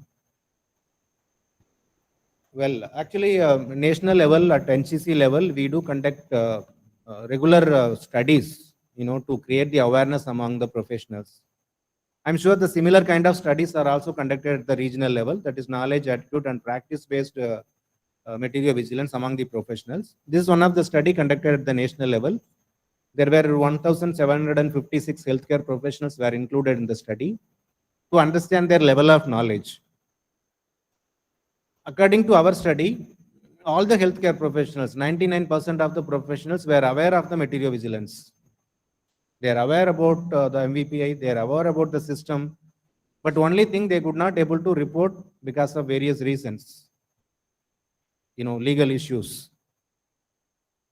If I report, something will happen, punishable or not, regulatory action will be taken or not, I mean legal action will be taken or not. These are the issues. Availability of manpower. They are overburdened, so they could not able to report. And some of the professionals were not aware where to report, what to report. So this is the general issue now. So this kind of studies are also currently, there are so many studies are evolving, publishing across India, region-specific study about the material vigilance, institution-based study, and even some of the study recently published awareness among the nursing professionals about the MVPI, awareness about the clinicians. So this kind of studies are available currently. Awareness is spreading, but now only thing, gap areas. We need to understand the gap areas. See, this is another option for all of you. You can conduct this kind of study also. Nothing wrong in that. We encourage this kind of knowledge-based, attitude-based study. Every institute should carry out in order to understand the gap areas. The outcomes will be communicated to IPC to overcome those issues. And currently, if you look at the Google or any other research PubMed or ResearchGate, the MVPI related articles, India is leading. India is having, around 57% of the total articles related to MVPI from India only. And this is available in the current This one also. IPC also engaged in various studies. Recently, this is one of the study published by our team regarding the refurbished usage of medical devices. My colleague will be presenting about the refurbished usage of medical devices. Again, we have a regulation. Some countries have a regulation on refurbished medical devices. It is one of the major concerns which needs to be addressed at this point of time. So besides this, we have a communication research materials, resource material to promote awareness among the healthcare professionals, e-newsletter, pamphlets, which is being circulated and displayed in almost all hospitals, to create awareness among the healthcare professionals. Thanks a lot. This is what I thought of giving. We have a detailed presentation about the refurbished medical devices, one of these things, and other case studies also will be presented. So we will be available today and tomorrow as well. You can interact with us at any point of time in case any issues or any doubt related to MBPI. Thank you so much. Thank you, sir. Thank you for your valuable knowledge. And any doubts, anyone? Are we allowed to ask any questions in this session? Yes, sir. Anything? Can we ask? Yeah, please. Yeah. Thank you, sir. It's a wonderful presentation, actually. So actually, I don't come from this particular background of pharmacy practice or pharmacovigilance. That's why probably I'm asking you this question. So when these adverse events Can you identify yourself, please? Yeah, Can you I am introduce- Dr. Devabroto Mandal, Associate Professor, Department of Biotechnology. Department of Biotechnology, Biotechnology. Where? Which hospital? NIPER Hajipur. Okay, NIPER. So I'm a faculty here. You're a So my faculty. question is that when they report these adverse events, is there any policies there to report like how do they grade them? Whether it's a severe adverse, whether it's a minor adverse events. This is one thing. Second question is, So you mean to ask whether severe and minor only to be reported or identified? yeah, is there any grading system is there to actually report like this is a severe adverse event, No. this is a minor? Actually, there adverse- are criteria, seriousness and non-seriousness criteria. Severity we don't see. As per the reporting criteria, seriousness and non-serious criteria. Seriousness, I told you, death, Okay. congenital anomaly, prolonged hospitalization, all such events are considered to be serious. Non-serious, itching, vomiting, Yeah, irritation, okay. all such things are non-serious. If it is not life-threatening, harmful to the patient, those things are listed as non-serious. Okay. So another question is, sir, you are talking about this pregnancy test kits. As far as I know, it's an in vitro test. Okay, so people take the urine sample and test it. So when you say adverse event, you try to say that the false positives or False positive, false negative, error in the reading, Okay. line disappearance, all such incidents are considered to be an adverse events with respect to the diagnostic kits. so if the so who reports it? The consumer, the person who is using it, or a hospital who is using those Hospital also can report, consumer also can report, particularly the pregnancy kits received from one of the hospital. Even consumer also can report. That is what we want to create awareness among the consumer. That is what specifically I, given you that slide, consumer related one. I'm sure you might have seen that slide. Yeah, this one. Because this issue is emerging. Okay. So now the consumer also should aware this kind of incidents should be reported as an adverse events to the center. Thank you, sir. All questions are answered. Thank you very much. Yeah.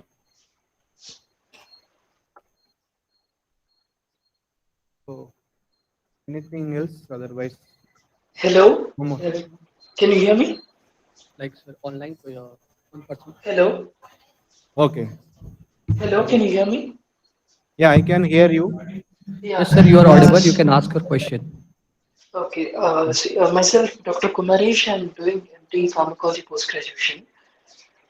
What my doubt is, what is the role of paramedical personnel like nurses, the OT technicians, and Materiovigilance?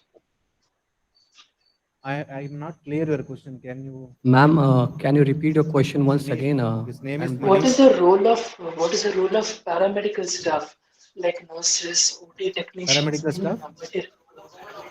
like nurses, ward nurses, OT The role of technicians? biomedical staff, I told you in the very beginning, first slide itself, reporting is their role.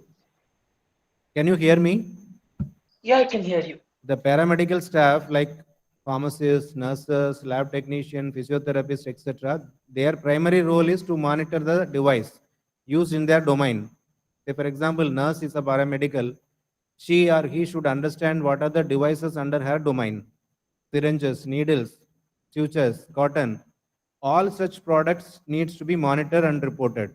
If any adverse Okay. events related to nurse domain, she should aware that such reports should be reported to the system program. Okay. If a biomedical engineer has a paramedical staff, what are the domains? What are the instruments under his or her domain? Say, for Okay. example, BP apparatus, BP machine, or IT, I mean X-ray machine. So the biomedical engineer or lab technician also should aware such instruments needs to be monitored. If any issues, that should be reported. This is the first role. And then Okay. second role, their role is as a biomedical engineer or as a paramedical staff, our duty also how we are going to prevent them, how we are going to Okay. reduce the risk of such devices. Okay. That is their second role. And Okay. third role will be if in case it is because of the individual expert and interest, if a pharmacist or nurses become an expert in their domain, they can be a part of the assessment as well. That is what third part I mentioned. If a Okay. pharmacist is having knowledge about the drug device combination, definitely a pharmacist can play a lead role or important role in the assessment of a particular device related event. Okay. Got it? Fine. Yeah, so this means there should also be a regular, what you say, awareness given to the nurses and the paramedical staff by conducting any workshops or such things. Workshop, this is the example today also, this is the workshop you are attending, this is the workshop. Yeah, And other than this workshop, where are you from? I'm from Bangalore. Bangalore. Bangalore, we have done lot of workshop. Nimans Bangalore is one of our training center. Nimans Bangalore. And there are a number of workshops are being planned. Atal Bihari Vajpayee Institute of Medical Sciences, Bangalore is going to conduct a workshop on 15th July, I think. 15th July. You can connect with them. You can attend the workshop. They will teach you how to report, what are the essential elements or requirements for reporting. Certainly, you can enhance your knowledge. And of course, this is the duty of professional and ethical duty of all paramedical staff. In fact, I would say it is not their responsibility or work profile. In fact, it is our professional and ethical duty to report adverse events if anything happened or anything harm to the patient. Manish ji, are you clear? Manish Yeah, only, yeah, no? I'm His clear. name. His name is Manish only, no? The question asked. Yeah, clear. Thank you very much. Thank you. Thank you, ma'am. Thank you. Thank you, sir. Any more doubts for sir or? So a huge round of applause for sir. And now we are moving towards our third scientific session, which would be given by Dr. Pramod Kumar Manji, sir, Associate Professor and Head AIMS Patna.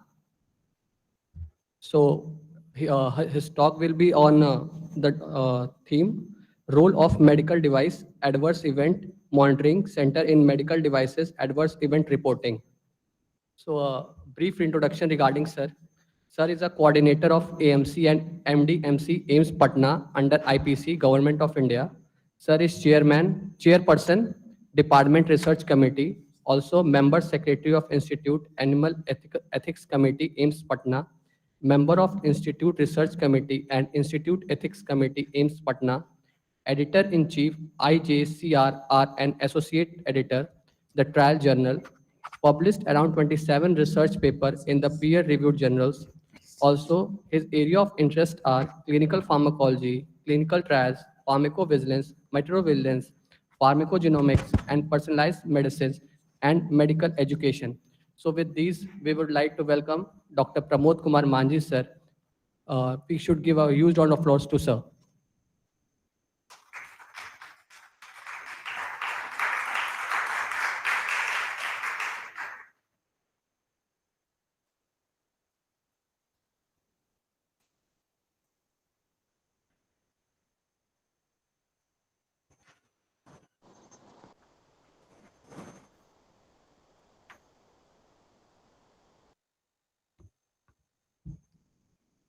Thank you for introduction.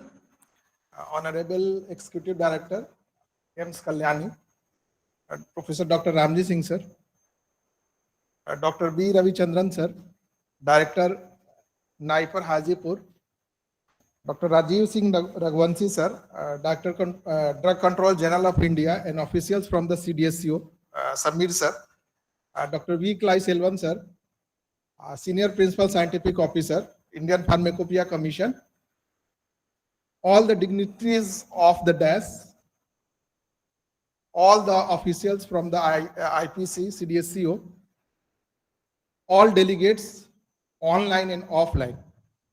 A very good afternoon to all of you.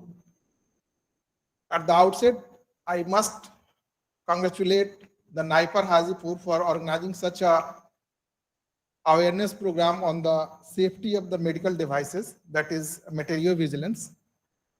So I give a hearty thanks to IPC and NIPER Hajipur for giving me this opportunity. So the topic of presentation is role of medical device adverse event monitoring center in medical device adverse event reporting. So briefly, what are the roles of MDMC, that is the Medical Device Adverse Event Monitoring Center? So I will cover this topic with the brief definition of few terms like what is adverse drug reaction, not adverse drug reaction. So two things we have to clear, that pharmacovigilance and materiovigilance. So pharmacovigilance is related to the drug. We monitor the safety and efficacy of the drugs, active and passive. That is called comes under post-marketing surveillance. Whereas materiovigilance is the monitoring of the safety and efficiency of any medical device. Okay, so I will briefly cover some few definitions. What is adverse events?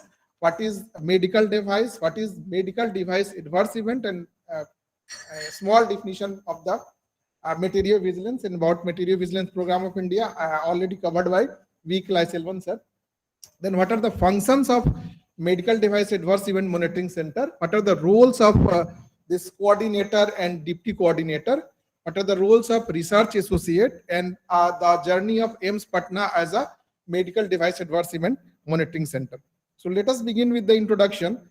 So medical device is any instrument, apparatus or implement, machine, appliance, implant, reagent for in vitro use, software, material or other similar or related articles used for diagnosis, prevention, monitoring, treatment or alleviation of the diseases. Like drugs, it is the any material used for diagnosis, prevention, treatment, even supportive or palliative for the benefit of the recipient or user. Okay, so it is a medical device. This is partial definition from the as per WHO.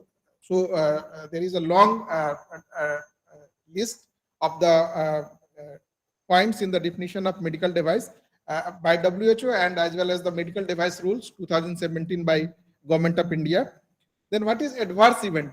Adverse event is any undesirable or unintended consequence after the use of any medical device. So it is any untoward medical or technical occurrence with a medical device during operation with or without patient. Okay, so this is like this is adverse event.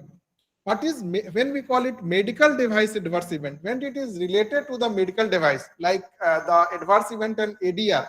When it is related to the drugs, we call it as a adverse drug reaction. Similarly, MDAE is a medical device adverse event. Means patients or consumers or healthcare professionals and manufacturers who found an unanticipated event or incident related to a medical device. When there is a relation between the adverse event with the medical device, it is called as medical device adverse event. Now, what is materiovigilance? So, as we know, pharmacovigilance is related to the drug. Materiovigilance is related to the monitoring of the safety and efficiency of the medical devices. Okay, so it is a coordinated system of identification, collection, reporting, and analysis of any untoward occurrences associated with the use of medical devices and protection of patient's health by preventing its occurrences and recurrences. Okay, so this is brief introduction about related to my topic. Now coming to the MVPI, Material Vigilance Program of India, which was launched today on the day of 6th July in 2015 at Indian Pharmacopoeia Commission by Drug Controller General of India. The purpose is to safeguard the health of the Indian population by gathering the nationwide data on in a systematic manner, analyze these data scientifically, and make the recommendations on safe use of medical devices, and also to act in the regulatory decision for the safe and rational use of medical devices. So what are the function of the Medical Device Adverse Event Monitoring Center? So Medical Device Adverse Event Monitoring Center, abbreviated as MDMC, is a crucial for the successful or for the success of the MVPI, Material Vigilance Program of India. So it has to track the adverse event associated with the use of medical devices. MDMC is responsible to generate the safety data, create awareness among the different stakeholders, recommend the best practices and interventions to improve the patient safety, capture and record all suspected adverse events related to the medical devices. It checks for the completeness of the data by verifying the primary source of data. But completeness of data includes all the information, general information. The medical device adverse event reporting forms has many information like the general information, device related information, event related information, patient related information, as well as the reporter related information. All are maintained in strict confidential. No one is going to have any legal action, but it is taken for proper documentation or making a proper valid this data. Okay. Also about the causality assessment. So check for the completeness of data, verification of primary source of data, then scrutinize and validate the reports as per SOP. We have SOP for how to fill the this medical device adverse event reports. Then assessment of collected data, including causality assessment, like this pharmacovigilance. In Materiovigilance, we also follow the WHO causality assessment scales. They have a 6 causality term like not related, unlikely, possible, probable or likely, then device related, and 6th is unaccessible. So we have to, based on the assessment criteria or literature or the knowledge about the device, or as well as the temporal relationship, we can assess the causality. Then we called it as a medical device adverse event. Then monitor all adverse events to medical devices by active surveillance based on availability of support system as well as passive surveillance. Then assist healthcare professionals in risk management. I will show how we can assist in this risk management by the activity by the AIIMS Patna as a MDMC. Then perform follow-up actions, documentation, proper documentation, communicate to the medical device adverse event report to National Coordination Center, that is IPC Ghaziabad. Then provide feedback to healthcare professionals or hospital authority or biomedical engineer on the reported event.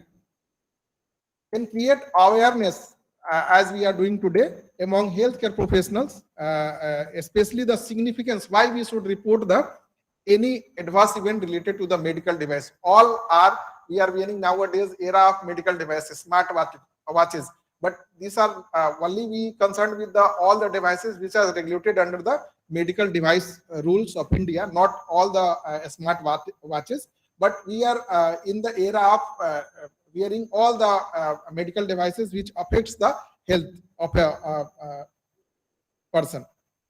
Then nurture and promote the reporting culture through constant campaigning, promote safe use of medical devices, communicate the safety information, risk as well as benefits to key stakeholders, then organize training, workshop, continuing medical education involving the coordinators, research associates, as well as healthcare professionals.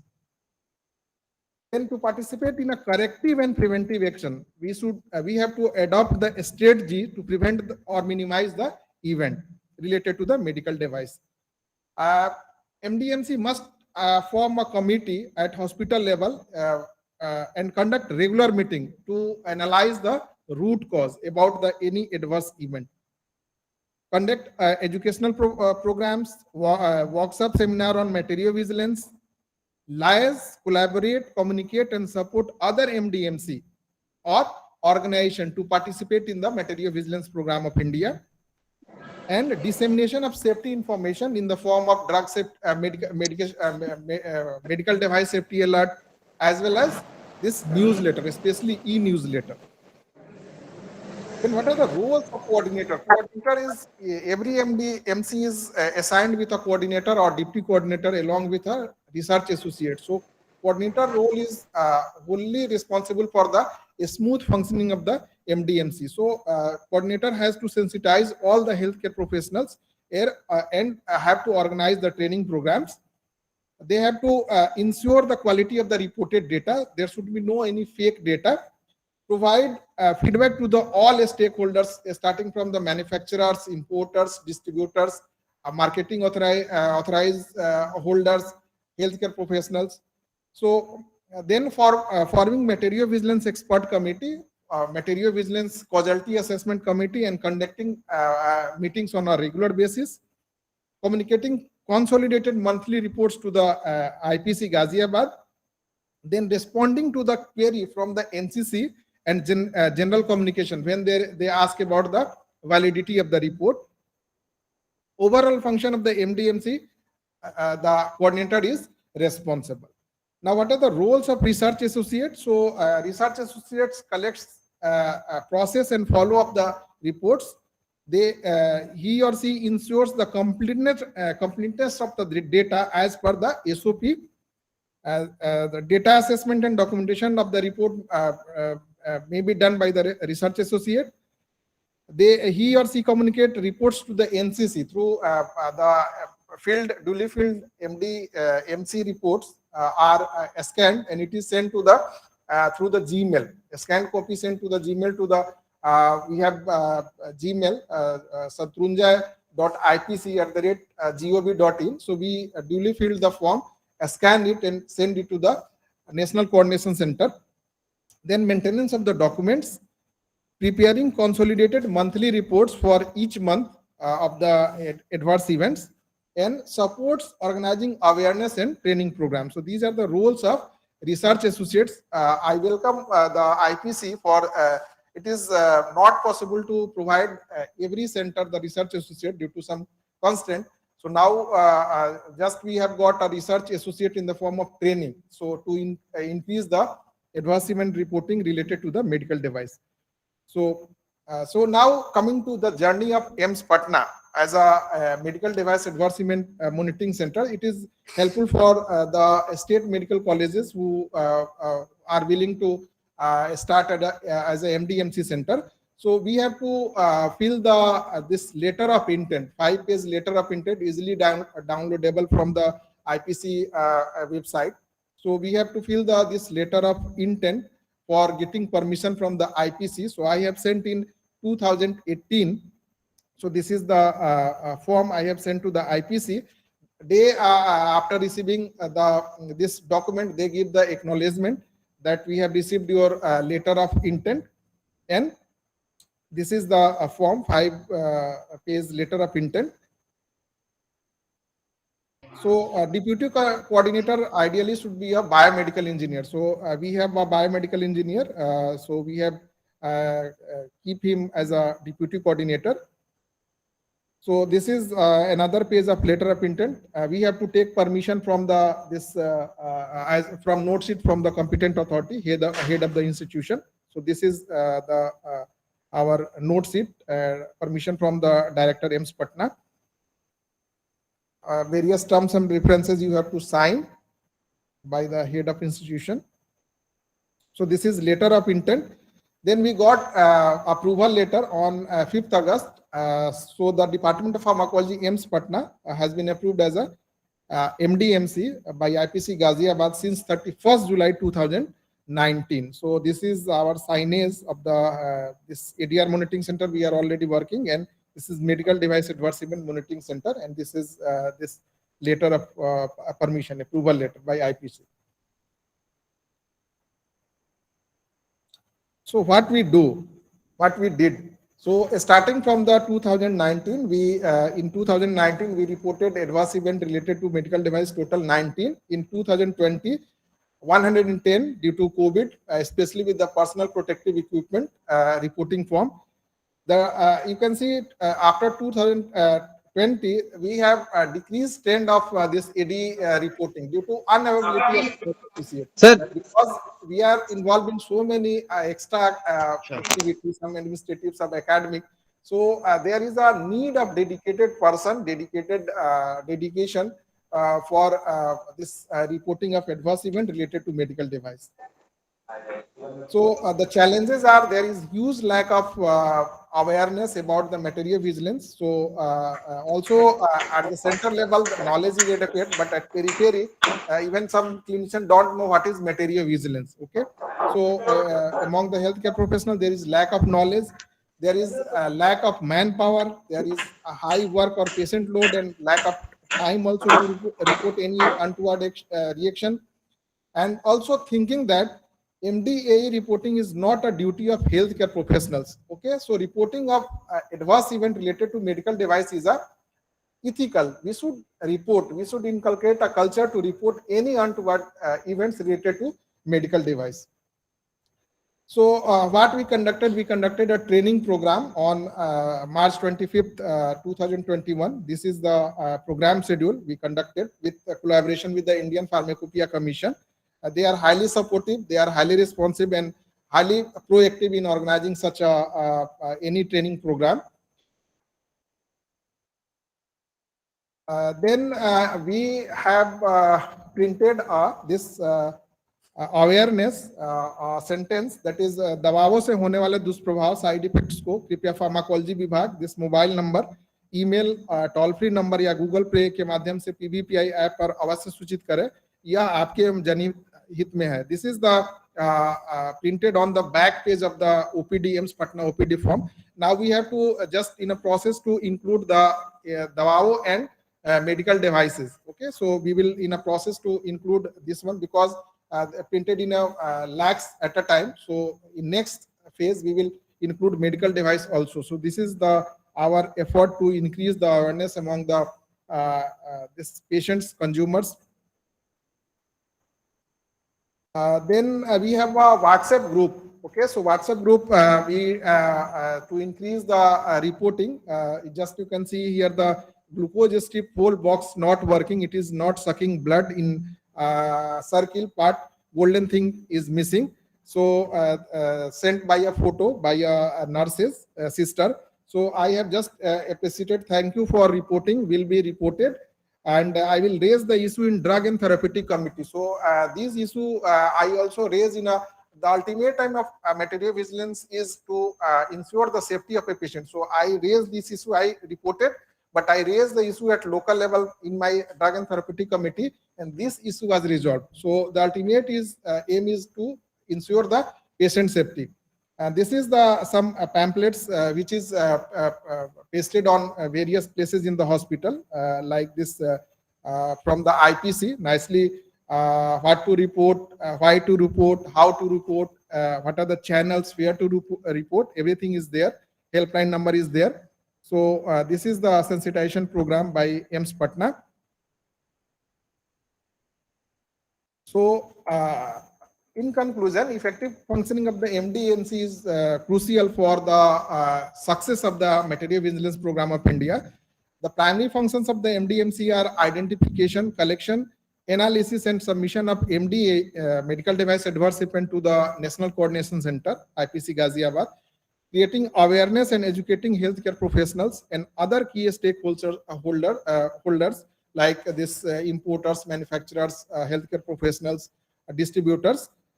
Then ensuring and promoting safe use of medical devices, disseminating the safety information in the form of medical device safety alerts or e-newsletter to key stakeholders.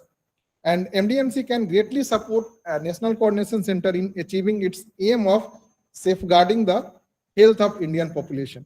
So I will end with this, the quote of Aristotle: excellence is never an accident. It is always the result of high intention, sincere effort, and intelligent execution. It represents the wise choice of many alternatives. Choice, not chance, determines your destiny. So with these words, I thank you for patient hearing, and I will be happy to answer your questions, or not able to answer. The experts from the IPC is here. They will answer. So the session is open for questions. Hello. Good afternoon, sir. Good afternoon, ma'am.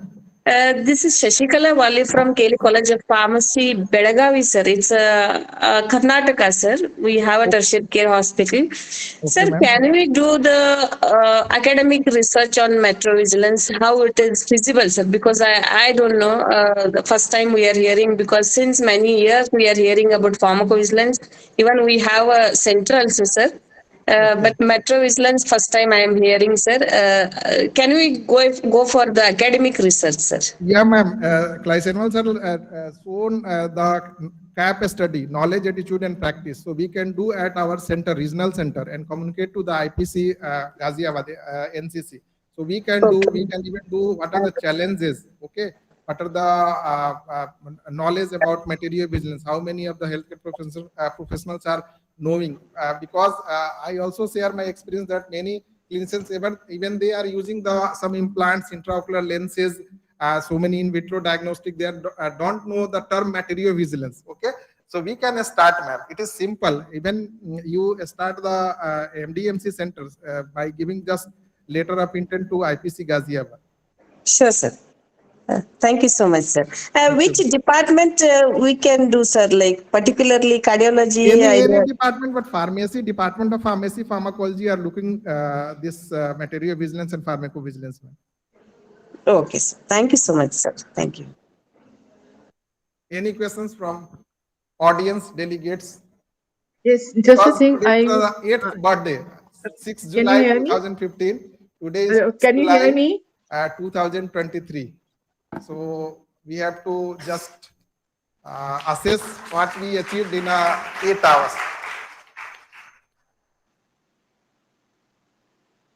I would like to ask a question. Yes, ma'am. I just wanted to ask, if we don't have a biomedical engineer who you mentioned as to be the deputy coordinator. So in that case, can we hire, or just a doctor can be the deputy coordinator? Ma'am, anyone can be coordinator, but preferably because they are operating so many medical equipments, that is why they have IPC has recommended, not mandatory. Okay. So nowadays, as of now in AIIMS Patna, there is no any biomedical engineer, frankly speaking. So any main role is the coordinator, but deputy coordinator may be anyone. Okay. Anyone may be deputy coordinator. Okay.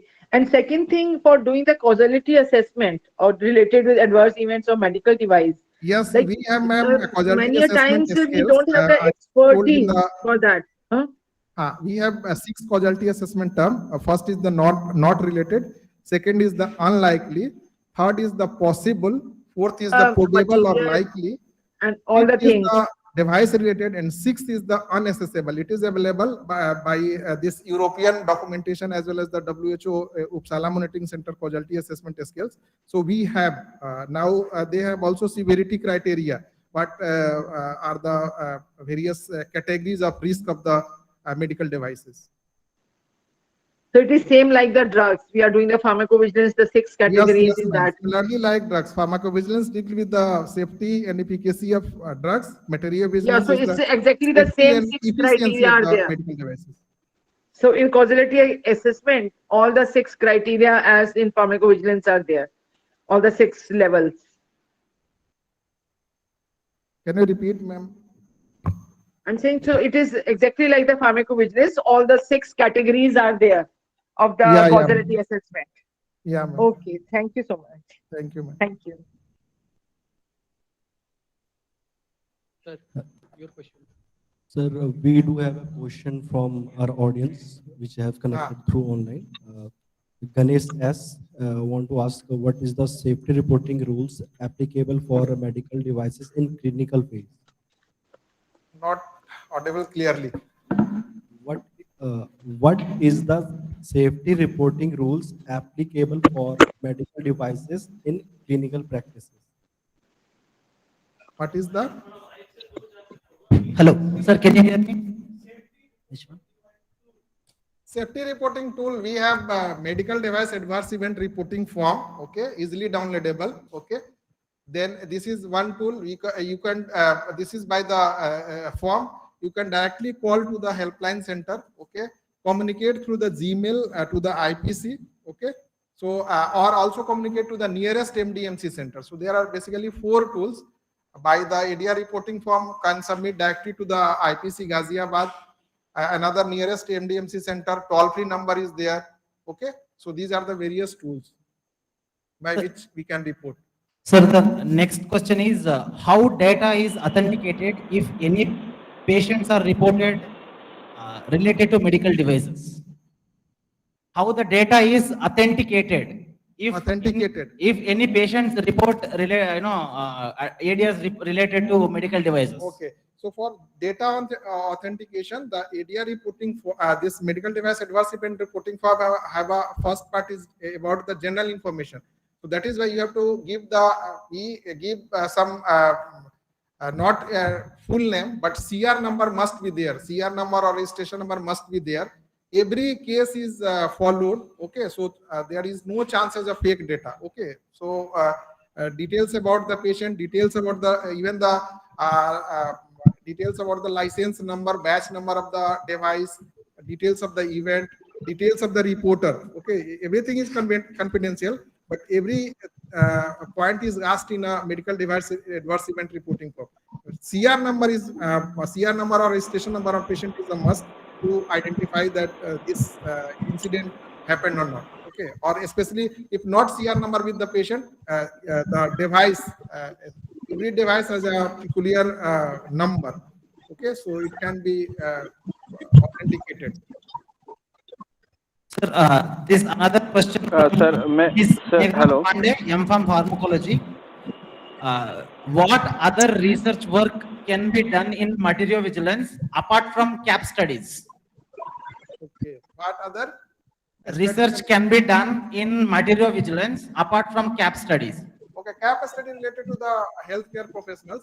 We can do some safety related study. This stent or cardiac implants are working properly or not. Safety study we can do. Even we can do the efficiency study. Okay, whether this device is efficient or working properly or not. So 2 type of study. Then there is limitation with the medical device. We can't compare like a drug. That is the efficacy and safety, but we can do some safety related study, efficiency related study with the drug. We can just assess the whether the report is false positive or false negative. How many reports are false positive, false negative are shown by the any equipment or device. Okay, so that is the sensitivity or sensitivity study. Okay, true positive, true negative. So I want to add you. See, there are 2 kind of things like we can do prospective research and also we can also perform retrospective studies in the materiovigilance.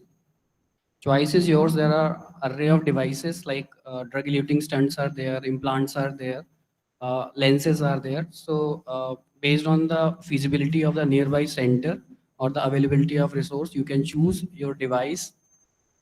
And yes, as far as research is concerned, you can choose prospective or retrospective kind of thing. If any of you is interested for academic research in the materiovigilance, you can go to IPC website. There is a internship form, or there is actually a rolling advertisement is there for internship. So if any of you is interested, you just go there, fill that form and intimate to us. Definitely we will support you. We will extend our hand-holding support for conducting research in the materiovigilance. Thank you. Hello, sir. May I ask you one question? Sir, just be a louder, sir. Sir, this side is Jahangir Alam, sir. I'm a PhD candidate in pharmacology, non-medical. May I ask you, sir, one question? Yes, sir, you asked, sir. Sir, like I have observed that the most difficult part in reporting of the adverse events of the medical devices is collecting the data. So, like, how can we increase the activities of collecting data at MDMC? Because in most of the cases, the physicians or the concerned doctors and the JR, SRs, they don't entertain actually to a non-medical candidate. So it makes difficult to collect the data and then report to the government of India. So what kind of things we can do here to collect the data efficiently?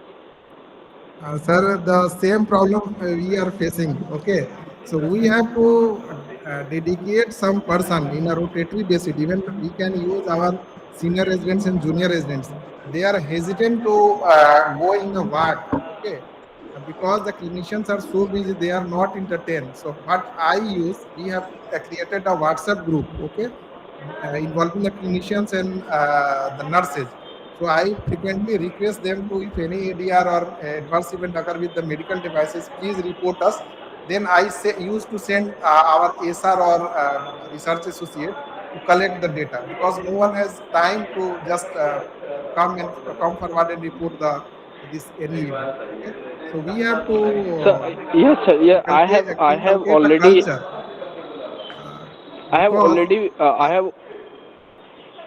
I have already created that WhatsApp group and added the concerned persons in that group, but they are actually not likely interested in that reporting because they also have many tasks to do every day. But in case of Materiovigilance reporting, they are actually not interested. Like they don't have interest, the actual interest. They are saying yes, yes, we will support you, but in the end they don't share the information that actually need us to report.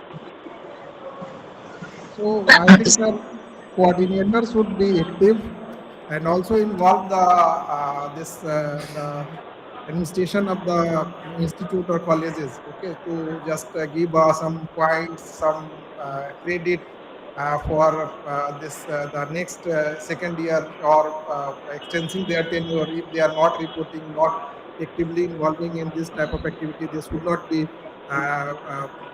give the extra tenure. Okay, so such type of decision may be taken by the coordinator or the administration. Otherwise, it will be very So difficult. one more thing, sir. Sir, one more thing. Yeah, I got you. I got you very precise answer, sir. Sir, actually, is there anything that the Materiovigilance program of India, the government of India, can make like some mandatory things to perform the physician, clinician regarding that? It is not mandatory actually. It is recommended Yeah. by the government of India. Yes. So if If it is we work mandatory, then it should be, yeah, it should be done by the hospitals and the like clinics. Yeah. there is Sir, I need have a to. suggestion, sir. Yes, ma'am. Hello, sir. Yes, ma'am. Yes, ma'am. Sir. Please. Yeah. This is Dr. Princy from AIMS Kochi. I just would like to inform that yes, we are also having to break the barriers of people coming forth to tell us about medication device related adverse reactions. And the most common problem that we see is that the persons have loyalty to the institution. They always feel that if I'm going to tell a medical device related adverse event, it is going to be against my institution. That kind of a loyalty bar we have to cross.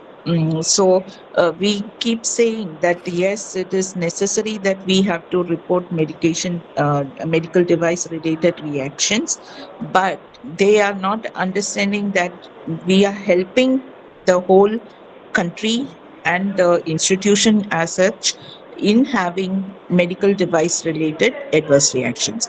And these medical device related adverse reactions, if you were to tell the medical company themselves, they won't give a, they will just say you have not used it the right way. So here we have a stand where we have the CDSO with us and will help in regulation so that we can get the ideal and the best medical devices. Very often cannulas break, the bags, the pints which are being delivered, they are leaking. So all of these things will be added on only if you and I do Your the voice is not coming, ma'am. medical device related reporting. So one little thing is to break the loyalty gap, right? And Hello. the other thing is, hello, sir. Am I Yes, audible? ma'am. Yes, ma'am. You are And audible. another thing is we are doing research on MD medical device related in a particular area, that is in the medical emergency room and in the OT. So we are looking at these two areas per se and trying to do a research paper, but and the data collection is very, very slow, sir. That's why I can't come up with something soon. Thank you, sir. Yeah, I think ma'am, your suggestion is nice. According as I think there should be a research associate of Materiovigilance program of India in every MDMC. If the government recognizing an MDMC, then the government should provide a research associate there for particularly like collection and reporting of the medical devices. Yes. Then it can be go smoothly. Yes, sir. Thank you, So thank you, can sir. we Thank apply you. for it, sir? Shall we apply to y'all? Yeah, actually, your voice is interrupting. Actually, ma'am. What's your? Sorry. Okay, responding to the madam, like focused pharmacovigilance, we can start the focused material vigilance also, like especially in the orthopedic departments, this cardiology, CTVS, the ophthalmology departments, because they are using some medical devices regularly. Okay, so focused material vigilance we can do. Even some research work can be done on focused material vigilance. Responding to the second question by sir, I have frequent communication with the IPC requesting for the research associate, but they have some challenges also, some financial constraint or whatever, manpower, lack of manpower.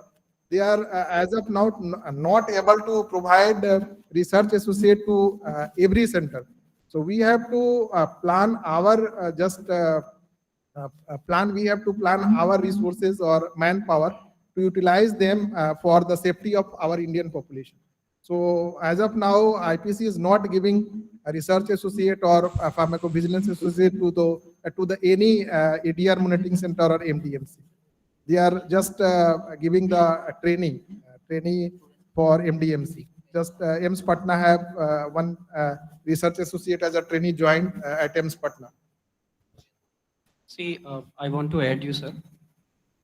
See, madam, you might be aware that under PVPI there are 700 center, and under MVPI as of now there are more than 300 center. They are working as a AMC and MDMC respectively under the program, and we are also continuously increasing the number of centers under PVPI as well as under MVPI continuously. So it's not possible for us to depute a research associate to each and every center. So what we are doing, if like any of our AMC or MDMC is doing significant work under the respective program, then we are ready to provide associates, or for initiating the program or in the beginning, we are yes, we are ready to provide research trainees to the center to support you. So once your center is full-fledged working under the PVPI or MVPI, then yes, then we can provide you associates. Thank you, sir. Thank you very much. Any questions you wanted to ask? Anyone more in audience? Hello.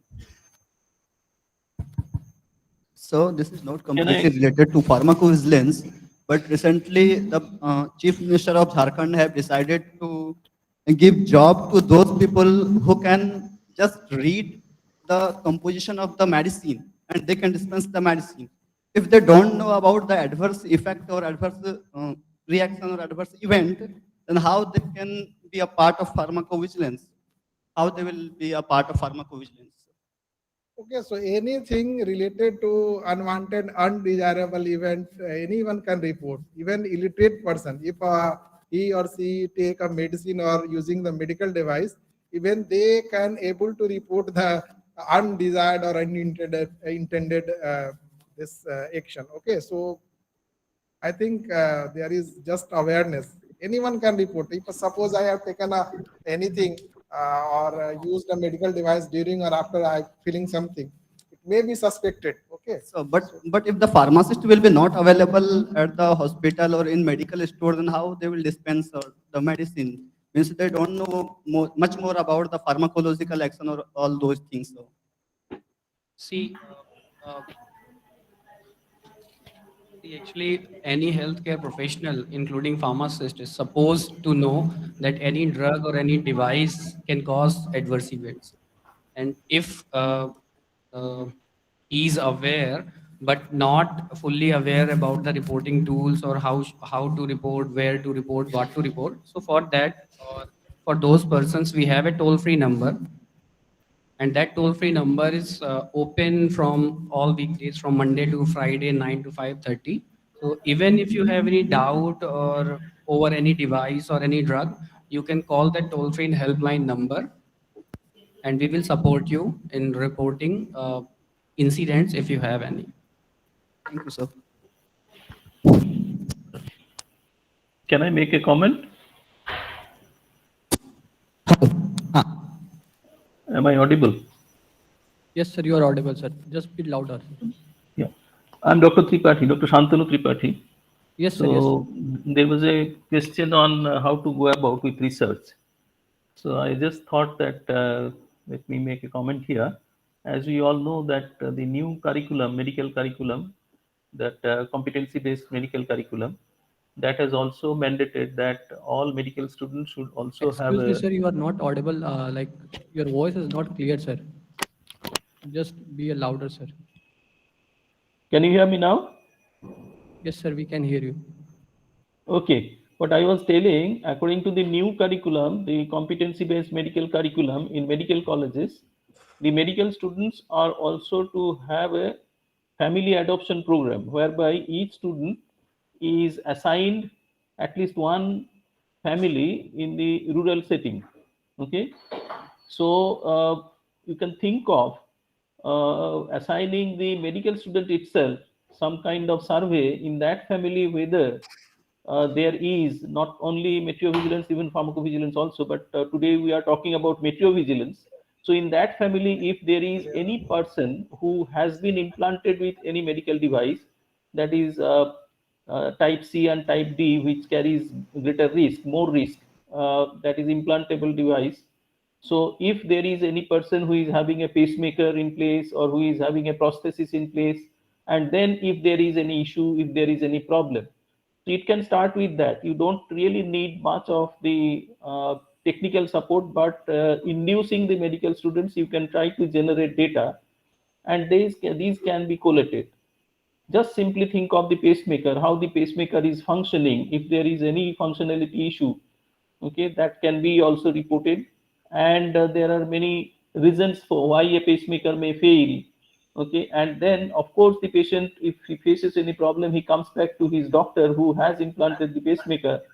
But the possibly up till now there is no possibility that the doctors are actually reporting. So this is where we can start with, and that can also stimulate the reporting process in medical colleges without much resource, etc. I thought that let me share that thought with you. Thank you very much. Thank you, sir. Thank you, sir. Sir, this one question is from our online audience from Mr. Vidya Menon. Has there ever been a medical device adverse event pertaining to cyber security vulnerabilities? in medical devices. Has there ever been an adverse event pertaining to cybersecurity vulnerabilities in medical devices? Yes, very, I will say the innovative question. Suppose I am wearing a insulin this pump, okay? It is regulated by the software. A person who access this software and give a high dose of insulin, I get a state of hypoglycemia. I became unconscious. Everything will be stolen by a person, okay? So there is a strict need, okay, to regulate these type of software or things. Okay, so I think we should or government should give a strict regulation or such type of this security related to the medical devices. Okay.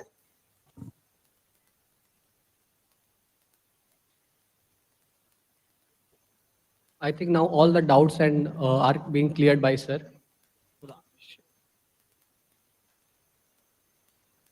Any more questions from audience or from online? Mr. Vivek Sharma, you have been unmuted. You can ask the question.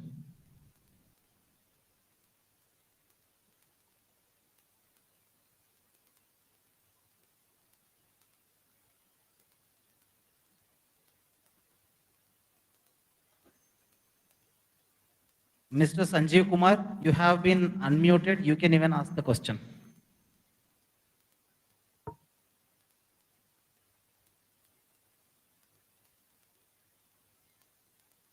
Shall we conclude? So I want to request our HOD sir, Dr. Samir Dhingra sir, to felicitate Dr. Pramod Kumar Manji sir.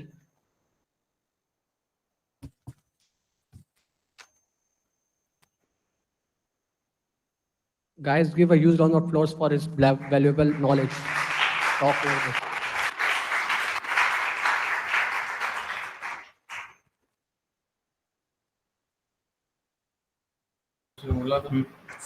Hello.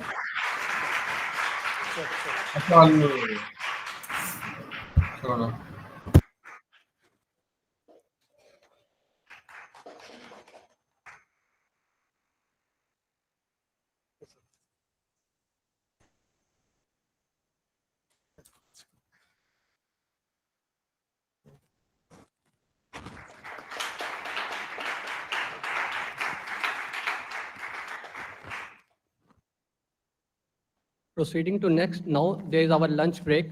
All the eminent speaker can have their lunch on the first floor in director sir cabin, and other than that, all the students can have their lunch in dining mess. And we shall again be connected in around 2 p.m. So I expect you all again around 2 p.m. Thank you. The audience connected through online mode can rejoin at 2 o'clock.